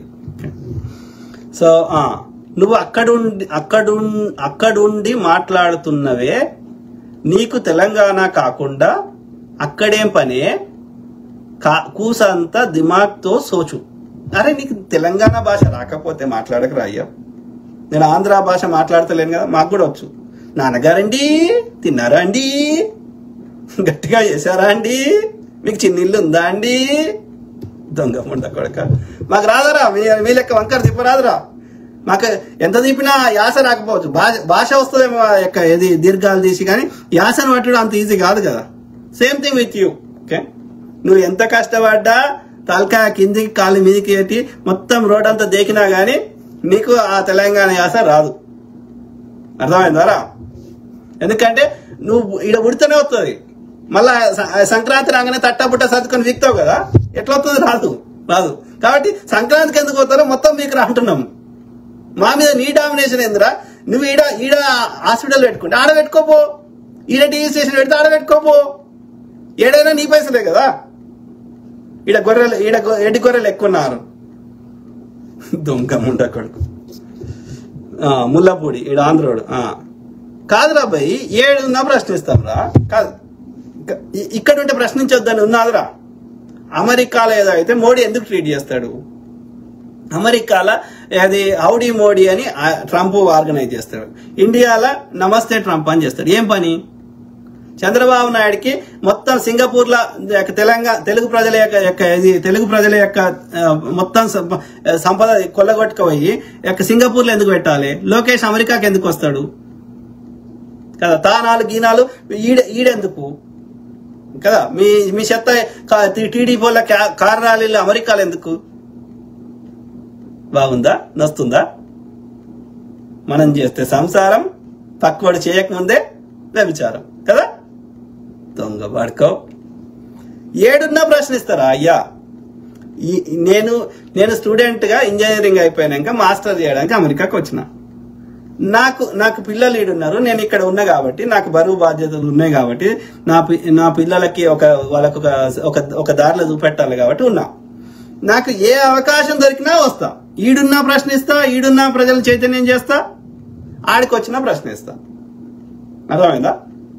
ఏడున్నా నా లోపల ప్రవహిస్తుంది తెలంగాణ రక్తమే. కాబట్టి ఈడుంటే ప్రశ్నించొద్దు అనేది ఏదైనా చట్టం ఉంటే తీసుకురా. ఇంకా అప్రిషియేట్ చేయాలరా లుచ్చనా కొడక. ఈ అమెరికాలో లక్షల మంది యొక్క భారతీయులు ఉన్నా నాకెందుకులే అని వాని సొంతం వాని కొంపటే వాడు చూసుకుంటున్నాడు. అట్లాంటిది 7 సముద్రాల అవతలండి కూడా నా దేశం గురించి ఆలోచిస్తున్నాడు అనేది ఇంకా అప్రిషియేట్ చేయాలి లుచ్చనా కొడక. ఏ దేశం ఏగినా పొగడరా నీ తల్లి భూమి భారతిని అని ఎవరు రాయప్రోలు సుబ్బారావు అంటే ఆయన ఆంధ్రోడే రాసిండు. మరి వాళ్ళు చెప్పి అంత పెద్ద మహనీయుడు చెప్పింది తప్పారా? ఆ స్పేస్ లకు పోయి మై ఇండియా ఫ్లాగ్ అని చూపెడుతున్నారు. వాళ్ళు ఎవరో ఎవరెస్ట్ శిఖరం ఎక్కి ఇండియా ఫ్లాగ్ అని చూపెడుతున్నారు. వీడేమంటున్నాడు? తెలంగాణలో మాత్రమే చూపెట్టాలి, ఇంకా ఏడ చూపెట్టొద్దు అని చెప్తున్నాడు. ఏం మనిషిరా? ఏం మనిషివి? అంటే నీ దోపిడిని ప్రశ్నిస్తే ఇదే చూడు. ఆడుంటే నేను చెప్పిన కదా స్టార్టింగ్ లో, ఆడుండి ప్రశ్నిస్తే ఈడికి రా అంటాడు. ఆడున్నోడు ప్రశ్నించింది అనుకో, తెలంగాణ శ్యామ ఎవరైనా ప్రశ్నించింది అనుకో, నువ్వు ఈడెందుకున్నావు? తులసి చంద్ర ప్రశ్నించింది అనుకో, ఏమంటారు? అగో నువ్వు కమ్యూనిస్టు, నువ్వు కాబట్టి నువ్వు కమ్యూనిస్టు దేశమైన చైనాకు రష్యాకు అంటాడు ఇలాంటి కొడుకు. అంటే నీ దోపిడీ ప్రశ్నిస్తే ఆడున్నోని ప్రశ్నించొద్దు, ఈడున్నోని ప్రశ్నించొద్దు. అరుంధతి రాయ్ ఎప్పుడు 20 ఏళ్ల కింద మాట్లాడిన మాటని ఇప్పుడు ఆమె జైల్లో పెడతా అంటాడు. ఆయన చచ్చిపోయే టైంలో వదిలేసిర్రు ఆ ప్రొఫెసర్ సాయిబాబాని. ఆయన ఇప్పటికీ ఇబ్బంది పెడుతున్నారు. ఆయన పేరు విరసం అధ్యక్షుడు. అని ఎవడు ప్రశ్నించొద్దారా మీ దోపిడిని? ఏం చేసుకుంటూ అందరి సొమ్ము ఎత్తుకుపోయి ఏం చేసుకుంటూ? మొన్న రామోజీరావు చచ్చిపోయిండు, నువ్వు ముళ్ళపూడి కూడా సావడారా? అందరిని ఇబ్బంది పెట్టి ఈ ప్రకృతి సంపద అట్లా అనుకుంటే ప్రకృతి మనకి ఇయ్యనేయదు కదా. భూమిలో బంగారం పుట్టకుండా చేయగలుగుతుంది కదా, భూమిలో నీళ్ళు లేకుండా చేయగలుగుతుంది కదా. మరి ప్రకృతి అన్ని ఇచ్చినప్పుడు అవన్నీ అందరి కోసం ఇస్తే నువ్వు ఒక్కొని గుంజుకుంటా దాచిపెట్టుకుంటా అంటే ఎట్లరా? ప్రకృతి విధంగా ప్రవర్తిస్తా అంటే తోలు తీయరారా? లుచ్చనా కొడక. ఇప్పటి వరకు పోలవరం వాడు ఇది ఫస్ట్ టర్మ్ కంప్లీట్ చేయలే, మరి ఇప్పుడు ఎవడు ఆపుతుర్రా? లుచ్చనా కొడుకు, దొంగ నా కొడుకు. పెళ్ళాన్నే చూసుకోలేనాడు, దేశాన్ని ఏం చూస్తాడు అన్నాడు. ఇలా మోడీ అంత గొప్ప నాయకులు లేనని పోగొడుతున్నాడు. వీడు పిల్లనిచ్చిన మామని మోసం చేసిన లుచ్చనా కొడుకు. మా బెల్లి లలితకి ఏమన్నదిరా? మా తెలంగాణ అస్తిత్వం గురించి గజ్జగట్టి పాట పాడితే చంపించిండు లంబడి కొడుకు. టీడీపీలో ఒక్కరిని కూడా సెకండ్ గ్రేడ్ లీడర్షిప్ లేకుండా చేస్తాడు. మళ్ళీ వీనికి ఏడో థ్రెట్ వస్తారని ఎంతమందిని చంపించిండు లుచ్చనా కొడుకు? మాధవ్ రెడ్డిని చంపించిండు, ఎర్రంనాయుడిని చంపించిండు. ఒక్కరినారా ఇద్దరినా? ఎందుకంటే వీడు వీని మామకు మోసం చేసిండు కాబట్టి అందరు వీని లెక్క చేస్తారని వీడు అనుకుంటుండు. లుచ్చ నా కొడుకు. చంద్రబాబు నాయుడు అంత గలీజ్ నా కొడుకు ఈ భూమి మీద లేడు. అర్థమైందా? ఆ చంద్రబాబు నాయుడు ఉచ్చ దొక్కినామనుకో రేవంత్ రెడ్డి నీ ముట్టి కూడా వలుగుతుంది. ఆడ ఎడ్డి కోదలు ఉన్నారేమో ఆంధ్రప్రదేశ్లో, కానీ తెలంగాణలో అయితే శీరిషిని తగ్గడతారు. అర్థమైందా? గలీజ్ పడకు. నీకు నువ్వు తెలంగాణోడివే కాదు ముల్లపొడి. నీకేం పని రా? నీకేం పని? మేమేదో తెలంగాణలో ముచ్చట పెట్టుకుంటాం. నీకేం పని? నీ ఆంధ్రాకో నీ విజయవాడకో నువ్వేం పిక్కుంటావు పిక్కు. మా తెలంగాణ నీకేం పని రా? లుచ్చబాడుకో. నీ విజయవాడకు వస్తే మాకు తిట్టు. దొంగ పాడుకో. ఎథిక్స్ లేవు వాళ్ళకి, ఎథిక్స్ మొరల్స్ లేవు. అని ఆధిపత్యాన్ని ప్రశ్నిస్తే గిట్లనే చేస్తారు. మన వ్యక్తిగతంగా ఇబ్బంది పెడతారు, లేకపోతే మన క్యారెక్టర్ అసాసినేట్ చేస్తారు. అన్ని రకాలుగా వానికి ఎథిక్స్ మొరల్స్ లేవు, ఇక పద్ధతి లేదు, ఒక సిస్టమ్ లేదు. ఓకే. రాజేష్ మామిడిపల్లి, ఇంతవరకు తెలంగాణ సినిమా ఇండస్ట్రీ అనేది వేరుపడలేదు, ముందు ఆ పని చేయాలి. Correct brother. Telangana cinema industry ఏర్పడితే తెలంగాణ సినిమాలు అది వేరే రకంగా ఉంటాయి. ఇప్పుడు తెలంగాణ ఫోక్ సాంగ్స్ ఉంటే అది ఎంత, అది ఒక లోపలే ఒక ఆత్మని ఇట్లా టచ్ చేస్తుంటది. కనకవ లాంటి వాళ్ళు ఎంతో మంది ఇంకా బయటకు వస్తారు. అర్థమైందా? ఇప్పుడు తెలంగాణ పాటలు కూడా ఎవరు పాడతారు? మళ్ళీ రాయలసీమ ఏదైనా మంగళీ పాట పాడుతుంది, జంగిలీ పాట పాడుతుంది. మరి మేమేమి కాదు, మా దగ్గర టాలెంట్ ఉన్న లేరా? కొల్లలు ఉన్నారు. కాకపోతే వాళ్ళకి కొంచెం ట్రైనింగ్ కానీ, వాళ్ళకి ఒక కొంచెం ఔత్సాహికం కానీ ప్రోత్సాహం కానీ ఇస్తే ఒక మీ ఆంధ్రోల కంటే 1000 రెట్లు అన్ని రకాలుగా ఇది అవుతారు. అర్థమైందా? ఒకప్పుడు మా తెలంగాణ భాషని ఆకు రౌడీలకు పెట్టేటోడు. హీరో విజయవాడ నుంచి వచ్చేటోడు, విలన్ విజయవాడ నుంచి వచ్చేటోడు, మెయిన్ విలన్. హీరోయిన్ విజయవాడ నుంచి వచ్చేది. ఆకు రౌడీలకి కింద, మెయిన్ విలన్ కింద ఉన్న ఆకు రౌడీలకి మా తెలంగాణ భాష పెట్టి ఎక్కిరిచ్చేలాంటి కొడుకు. ఇవాళ తెలంగాణ యాస మాట్లాడకపోతే వాని ఆంధ్రోని శానాన్ని నడతలేదు. ఆ స్థాయికి వచ్చింది. సో కాబట్టి మా అస్తిత్వాన్ని ఎందుకు కూడా కొట్టుకుంటాం? రేవంత్ రెడ్డి నీకు సిగ్గుంటే ఓకే, ఆంధ్రోనికి పోయి ఆ యొక్క గద్దర్ ఫోక్ అవార్డ్స్ పెట్టాలి, కానీ గద్దర్ సినిమా అవార్డ్స్ పెడతారు. మళ్ళీ అన్ని ఆంధ్రులకు పైసలు ఇచ్చిండు, అందరికి పంచిపెట్టిండు. మళ్ళీ ఫోక్ అవార్డ్స్ ఇచ్చి ఫోకర్లకు పంచిపెట్టు. లుచ్చనా కొడక. తెలంగాణ ఫిల్మ్ ఇండస్ట్రీ సపరేట్ చేయి, తెలంగాణ ఫిల్మ్ ఇన్స్టిట్యూట్ పెట్టు. ఎవరెవరికి 24 క్రాఫ్ట్స్ తెలంగాణ వాళ్ళకి ఎవరెవరికి ఏ ఇంట్రెస్ట్ ఉందో అవి నేర్పి. పేదోళ్ళు ఉంటే వాళ్ళకి ఒక 90% మనమే కడతాం గవర్నమెంట్, వాళ్ళు మంచి స్కోర్ తెచ్చుకుంటే. తర్వాత తెలంగాణ ఔత్సాహికులు ఎవరైనా సినిమాలు తీయాలి, ఇంకోటి ఏదైనా లో బడ్జెట్ ఏదైనా తీయాలంటే వాళ్ళకి ఎంతో కొంత ఆర్థిక సాయం చేద్దాం, లేకపోతే ట్యాక్స్ తీసుకోవద్దు తెలంగాణ సంబంధించినవి. ఆడ తెలంగాణ ఫిల్మ్ ఇండస్ట్రీ లేదు, మొత్తం ఆంధ్రలే. ఏంది తలకాయ నొప్పి? రేవంత్ రెడ్డి మేము తెలంగాణ తెచ్చుకున్నది, అప్పుడు ముల్కీ నిబంధనలు తెచ్చుకున్నది, ఇడ్లీ సాంబార్ గోబ్యాక్ అన్నది తెలంగాణ తెచ్చుకున్నది. ఓకే, 610 జీవో తెచ్చుకున్నది, ఇంకోటి తెచ్చుకున్నది. మేము ఎట్లా రాజుల లెక్క బతికినాము. ఓకే, వాడు బతుకోవడానికి వచ్చినోడు మా మీద డామినేషన్ చేస్తా అంటే ఇది ఇంకా కంటిన్యూ చేస్తా అంటే ఇప్పుడు తెలంగాణ ఇంతకుముందు ఏది తెలంగాణ సపరేట్ స్టేట్ కోసం కొట్లాడినాం ఎన్నో ఆశయాలతోటి. ఇప్పుడు ఆ సపరేట్ అయినాక కూడా మళ్ళీ సేమ్ పరిపాలకుడు ఒకడే మారింది, కానీ మళ్ళీ సేమ్ రొటీన్ నడిస్తే మళ్ళీ ఇంకో ఉద్యమం వస్తుంది, తెలంగాణ బచావో ఉద్యమం వస్తుంది. కాబట్టి ముందు జాగ్రత్తగా తెలంగాణ బచావో చట్టం తీసుకురా. ఈ ఆంధ్ర ఉత్తరాదిలో ఆంధ్రాల యొక్క వ్యాపారాలు, వాళ్ళ యొక్క ఆధిపత్యము, వాళ్ళ యొక్క మన కల్చర్ మీద దెబ్బ కొట్టడము, ఐడెంటిటీ అవి తీసేయి. తెలంగాణ వ్యాపారాలని, తెలంగాణ ఐడెంటిటీని, తెలంగాణ ఫిల్మ్ ఇండస్ట్రీని, తెలంగాణ ఫోక్ ఇండస్ట్రీని వీటిని పైకి తీసుకురా. నిజాం షుగర్స్ ఫ్యాక్టరీ తెరిపి. ఓకే, ఏడాది లోపల ఒక ప్రణాళికాబద్ధంగా చెయ్యి. నీ ఒక్కరిని సొంతంగా కూర్చుంటే ఆలోచించాల్సిన అవసరం లేదు.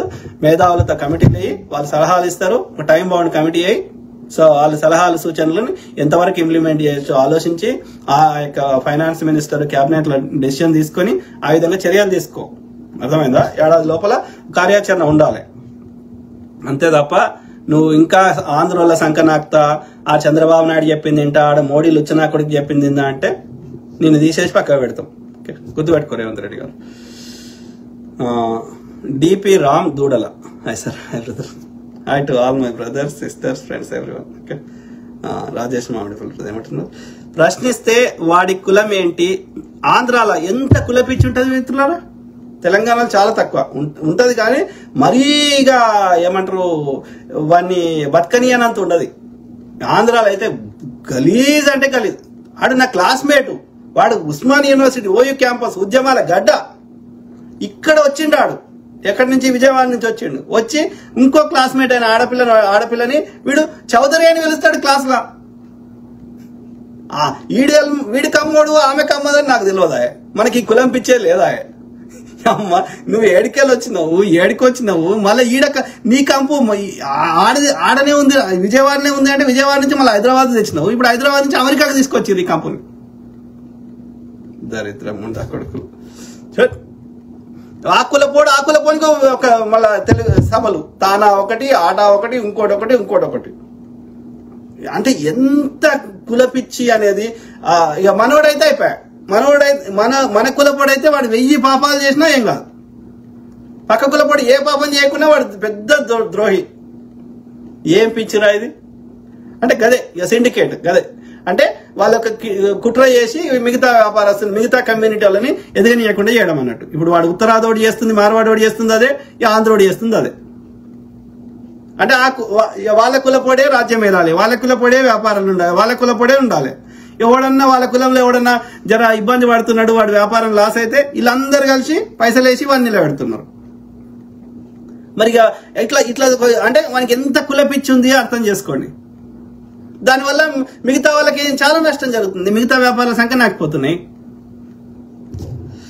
ఆలోచించాలి మిత్రులారా, it's a bigger issue. Okay, ప్రశ్నిస్తే వాడి కులం ఏంటి, మతం ఏంటి, పార్టీ ఏంటి అని అడుగుతున్నారని ఈ రోజులలో ఆర్టిఫిషియల్ ఇంటెలిజెన్స్ వచ్చింది. దానికి కులం ఉండదు, మతం ఉండదు, ప్రాంతం ఉండదు, కేవలం ప్రశ్నలే ఉంటాయి. మరి అప్పుడేమంటారు ఈ బత్తాయి గాళ్ళు ఆర్టిఫిషియల్ ఇంటెలిజెన్స్ ను ప్రశ్నిస్తుంటే? ఎట్లా చేసినా సరే నువ్వు ఏదన్నా చేయి, ఎన్ని ప్రశ్నలన్నా చేయి, ఏమన్నా చేయి, లాస్ట్కి ఏమవుతుంది? రెండే జరుగుతాయి. ఒకటి ఏది జై శ్రీరామ్, రెండోది మన హిందువుల మీద ఇది మనకి హిందువులకు థ్రెట్ ఉంది. 10% ఉన్న ముస్లిమ్స్ తోటి కానీ, లేకపోతే ఏది పాకిస్తాన్ తోటి కరెక్ట్ ఎన్నికల ముందు దాడులు జరుగుతాయి. ఇవన్నిటితోటి కూడా సాధ్యం కాలేదనుకో, ఎన్నికల కమిషన్ ఉంది కదా, ఏది వాళ్ళకు ప్రతిపక్షాలకు పడాల్సిన ఓట్లని చెల్లకుండా చేయడం, లేకపోతే వీళ్ళు ఫేక్ ఓట్లు వేసుకోవడం. మోసం, దుర్మార్గులు. లక్ష్మీనారాయణ ఎస్ 100% కరెక్ట్ అన్న. రేవంత్ రెడ్డి బీజేపీ వదిలిన బాణమే. రేవంత్ రెడ్డి గారు మీ మీద నాకు ఏమంటారు గౌరవం ఉంది, కానీ బట్ అట్లీస్ట్ ఓకే, కావాలని చేసినవా, నువ్వు వచ్చిన బ్యాక్గ్రౌండ్ అట్లాంటిదా, లేకపోతే పైసల కోసం ఇప్పుడు వాడు సుపారీ తీసుకొని చేస్తారు, లేకపోతే పైసల కోసం ఆమెకు ఫీలింగ్స్ లేకున్నా కానీ ఎవరితోటైనా పండుకుంటది. 60 ఏళ్ళ ముసలు, 70 ఏళ్ళ ముసలు, 11 తోటి కూడా పడుకుంటుంది చూసినావా? సో అంటే ఆమెకు ఫీలింగ్స్ లేకుండా పైసల కోసం ఎంత నీచానికైనా ఎవరితోటైనా పండుకోవడానికి ఒక్క నిమిషం ఆలోచించదు, రోగాలు వస్తాయా అని ఆలోచించకుండా చేస్తున్నది. లేకపోతే వీడు పైసలు తీసుకొని ఎవరినైనా చంపమంటే సుపారీ చంపుతాడు. అంటే వాళ్ళకి పైసలు తప్ప, అది తప్ప రైటా, ఫీలింగ్స్ ఉన్నాయా లేవా, ఎథిక్సా, మోరల్సా ఎలాంటిది లేకుండా ఉందో. మరి నువ్వు కూడా అట్లా చేస్తున్నావా? వాడెవడో దోసుకున్నోడు, దోపిడీదారుడు నీకు పైసలు ఇస్తా అంటే తెలంగాణ ప్రజల ఆత్మగౌరవాన్ని, తెలంగాణకి సంబంధించిన అస్తిత్వాన్ని, అభివృద్ధిని అన్నింటినీ తాకట్టు పెడుతున్నావా? ఎందుకంటే యువర్ యాక్షన్స్ విల్ స్పీక్. కాబట్టి ఇప్పటికైనా ఓకే, ఇప్పుడు 1.5 year అయింది. సో ఇంకా మనకు టైం ఉంది. కాబట్టి ఇంకా 3.5 years ఉంది. అట్లీస్ట్ లాస్ట్ 1 year మళ్ళీ ఎన్నికలు తలకాయ నొప్పి అన్ని ఉంటాయి కాబట్టి రూల్స్ రెగ్యులేషన్స్ వస్తాయి కాబట్టి అట్లీస్ట్ మిగిలిన ఈ 2 ఏళ్లన్నా నువ్వు చేయాల్సినవి చాలా ఉన్నాయి రేవంత్ రెడ్డి గారు. కేవలం పైసలు వంచిపెట్టడం సంక్షేమ పథకాలు కాదు. సంక్షేమ పథకాల వల్ల ప్రజలు ధనవంతులు కారు, ఆడికాడికి బండి నడుస్తుంది. కాబట్టి అవి కూడా ఎల్లకాలం పంచిపెట్టలేము, ఎందుకంటే వచ్చేది పీకుతున్నది, ఖర్చులు అట్లనే పెరుగుతున్నాయి. కాబట్టి బతుకులు మార్చేటి ఇంతకుముందు నేను చెప్పినట్టుగా ఏమన్నా లాంగ్ టర్మ్ లో మన తెలంగాణ ప్రజలు ఇప్పుడు కోఆప్ పెట్టు, నువ్వు ప్రభుత్వ రంగ సంస్థనే పెట్టకు, ఈ యొక్క అమూల్ లాగా కోఆప్ పెట్టు, వ్యాపారస్తులకి అన్ని రకాల సాయం చేయి. ఇంతకుముందు ఎక్స్ప్లెయిన్ చేసినట్టు ఆలోచించండి. మీరు సొంతంగా ఆలోచించకండి, కమిటీ చేయండి, వాళ్ళే చెప్తారు. ఉన్నారు కదా మేధావులు, ఇప్పుడు ఇది విమలక్క గారు, ఇంకా అనేక మంది ఎవరెవరైతే ఇప్పుడు మన ప్రొఫెసర్ అరగోపాల్ గారు, ఇట్లాంటి వాళ్ళు తెలంగాణ కోసం ప్రాణం ఇచ్చే వాళ్ళు చాలా మంది ఉన్నారు కదా. అట్లాంటి వాళ్ళందరూ మెంబర్స్ ఎవరైతే తెలంగాణకి సంబంధించిన మేధావులు ఎవరైతే ఉన్నారో, సిద్ధారెడ్డి గారు, ఇంకా చాలా మంది ఉన్నారు తెలంగాణ మీద ప్రేమ ఉన్న వాళ్ళు అన్ని పార్టీలకు అతీతంగా. సో అట్లాంటి వాళ్ళందరినీ వాళ్ళని సలహాలు ఇవ్వమంటే ఇస్తారు కదా, మా తెలంగాణకి ఏది మంచిదో చెప్తారు కదా మేధావులు. సో ఆ రకంగా చర్యలు తీసుకోండి, మీరు సొంతంగా ఆలోచించాల్సిన అవసరమే లేదు కదా. ఆలోచించండి రేవంత్ రెడ్డి గారు. సో అది మిత్రులారా, ఐ కీప్ టాకింగ్, మాట్లాడుతూనే ఉంటా, ప్రతి అంశం మీద అవగాహన చేస్తా, అట్లనే మీ తరఫున వాయిస్ ఇస్తా. ఓకే, అందరు బాగుండాలి, అందులో మనం ఉండాలి. నా బంగారు తెలంగాణ, నా కోటి రత్నాల వీణ అన్ని రంగాల్లో అగ్రగామిగా ఉండాలి. ఓకే, మనం కాంపిటీషను ఆ విజయవాడ తోటి కాదు, అహ్మదాబాద్ తోటి కాదు, మన కాంపిటీషను అభివృద్ధి చెందినటువంటి ఒక లండనో, లేకపోతే ఒక న్యూయార్కో, ఒక షికాగోనో, ప్రపంచం ఒక దుబాయో, ఓకే, వాటితోటి మనం పోటీ. Okay, so I keep talking, మాట్లాడుతున్నట్టు. God bless all, take care and good night.